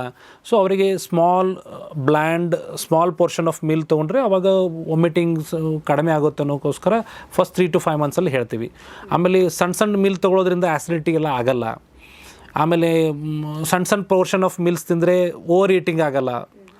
ಆಮೇಲೆ ಅಂದರೆ ಓವರ್ ವೇಟ್ಗೆ ನಿನ್ನ ಪ್ರೆಗ್ನೆನ್ಸಿ ಆಗಲ್ಲ. ಯೂಶ್ವಲಿ ಯಾರ್ದು ಮುಂಚೆ ಪ್ರೀ ಪ್ರೆಗ್ನೆನ್ಸಿ ವೇಟ್ ಯಾರ್ದು ಜಾಸ್ತಿ ಇದೆ ಅಥವಾ ಓವರ್ ವೇಟ್ ಇದ್ದಾರೆ ಅವರು they should stick to small portion of meals at frequent intervals. ಅಂದರೆ ಇದರಲ್ಲಿ ಕ್ಲಿಯರ್ ಆಗಿ ಏನು ಹೇಳಬೇಕು ಅಂದರೆ 2 ಅವರ್ಗೆ ಸರಿಯಾಗಿ ತಿನ್ನಿ ಅಂತ ಅಲ್ಲ, ಸ್ವಲ್ಪ ತಿನ್ನಬೇಕು.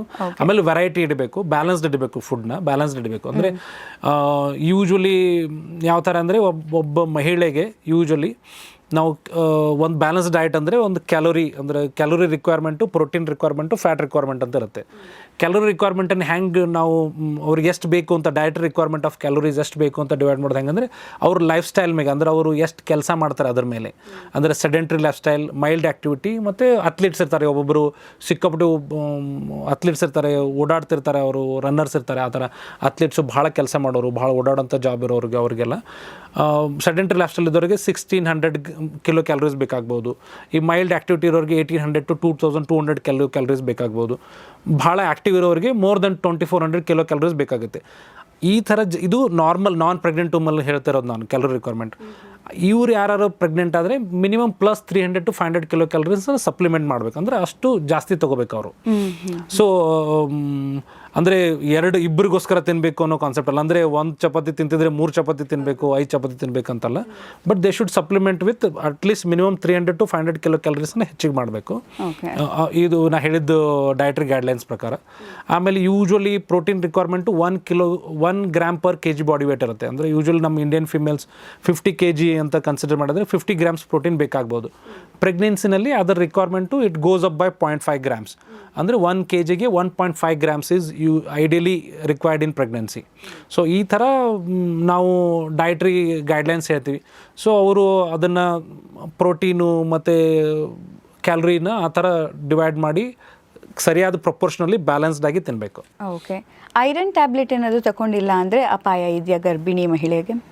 ಖಂಡಿತ ಅಪಾಯ ಇದೆ. ಅಪಾಯ ಯಾವ ಥರ ಅಂದರೆ ಐರನ್ ಟ್ಯಾಬ್ಲೆಟ್ ಯಾಕೆ ಕೊಡೋದು ಪ್ರೆಗ್ನೆಂಟ್ ವುಮನ್ನಲ್ಲಿ ಅಂದರೆ ಮಿನಿಮಮ್ 100 days ತೊಗೋಬೇಕು ಐರನ್ ಟ್ಯಾಬ್ಲೆಟ್ಸನ್ನು ಅಂತ ಒಂದು ಗೈಡ್ಲೈನ್ಸ್ ಇದೆ, ಗೌರ್ಮೆಂಟ್ ಗೈಡ್ಲೈನ್ಸ್ ಇದೆ. ಏನಂದರೆ at least 100 days every day minimum 60 milligram of elemental ಐರನ್ನ ಎವ್ರಿ ಡೇ ಮಿನಿಮಮ್ 100 days ತೊಗೋಬೇಕು. ಇದು ಯಾಕಂದರೆ ಗರ್ಭಿಣಿ ಸ್ತ್ರೀಯರಲ್ಲಿ ಯೂಶ್ವಲಾಗಿ ರಕ್ತಹೀನತೆ ಕಂಡುಕೊಳ್ಳುತ್ತೆ. ನಾನು ಹೇಳಿದ್ನಲ್ಲ, ಹಿಮೋಗ್ಲೋಬಿನ್ ಕಡಿಮೆ ಆಗುತ್ತಾ ಹೋಗುತ್ತೆ. ಹೆಂಗೆ ಪ್ರೆಗ್ನೆನ್ಸಿ ಮಂತ್ಸ್ ಜಾಸ್ತಿ ಆಗತ್ತೆ ಹೋಗುತ್ತೆ, ಆ ಥರ ರಕ್ತದ ವ್ಯಾಲ್ಯೂಮ್ ಜಾಸ್ತಿಯಾಗಿ ಹಿಮೋಗ್ಲೋಬಿನ್ ಕಡಿಮೆ ಆಗತ್ತೆ ಹೋಗುತ್ತೆ. ಸೊ ಅವಾಗ ಐರನ್ ರಿಕ್ವೈರ್ಮೆಂಟ್ ಜಾಸ್ತಿ, ರಕ್ತದ ಉತ್ಪಾದನೆ ಆಗಬೇಕು. ರಕ್ತದ ಉತ್ಪಾದನೆ ಆಗೋಕ್ಕೆ iron is main element which is required.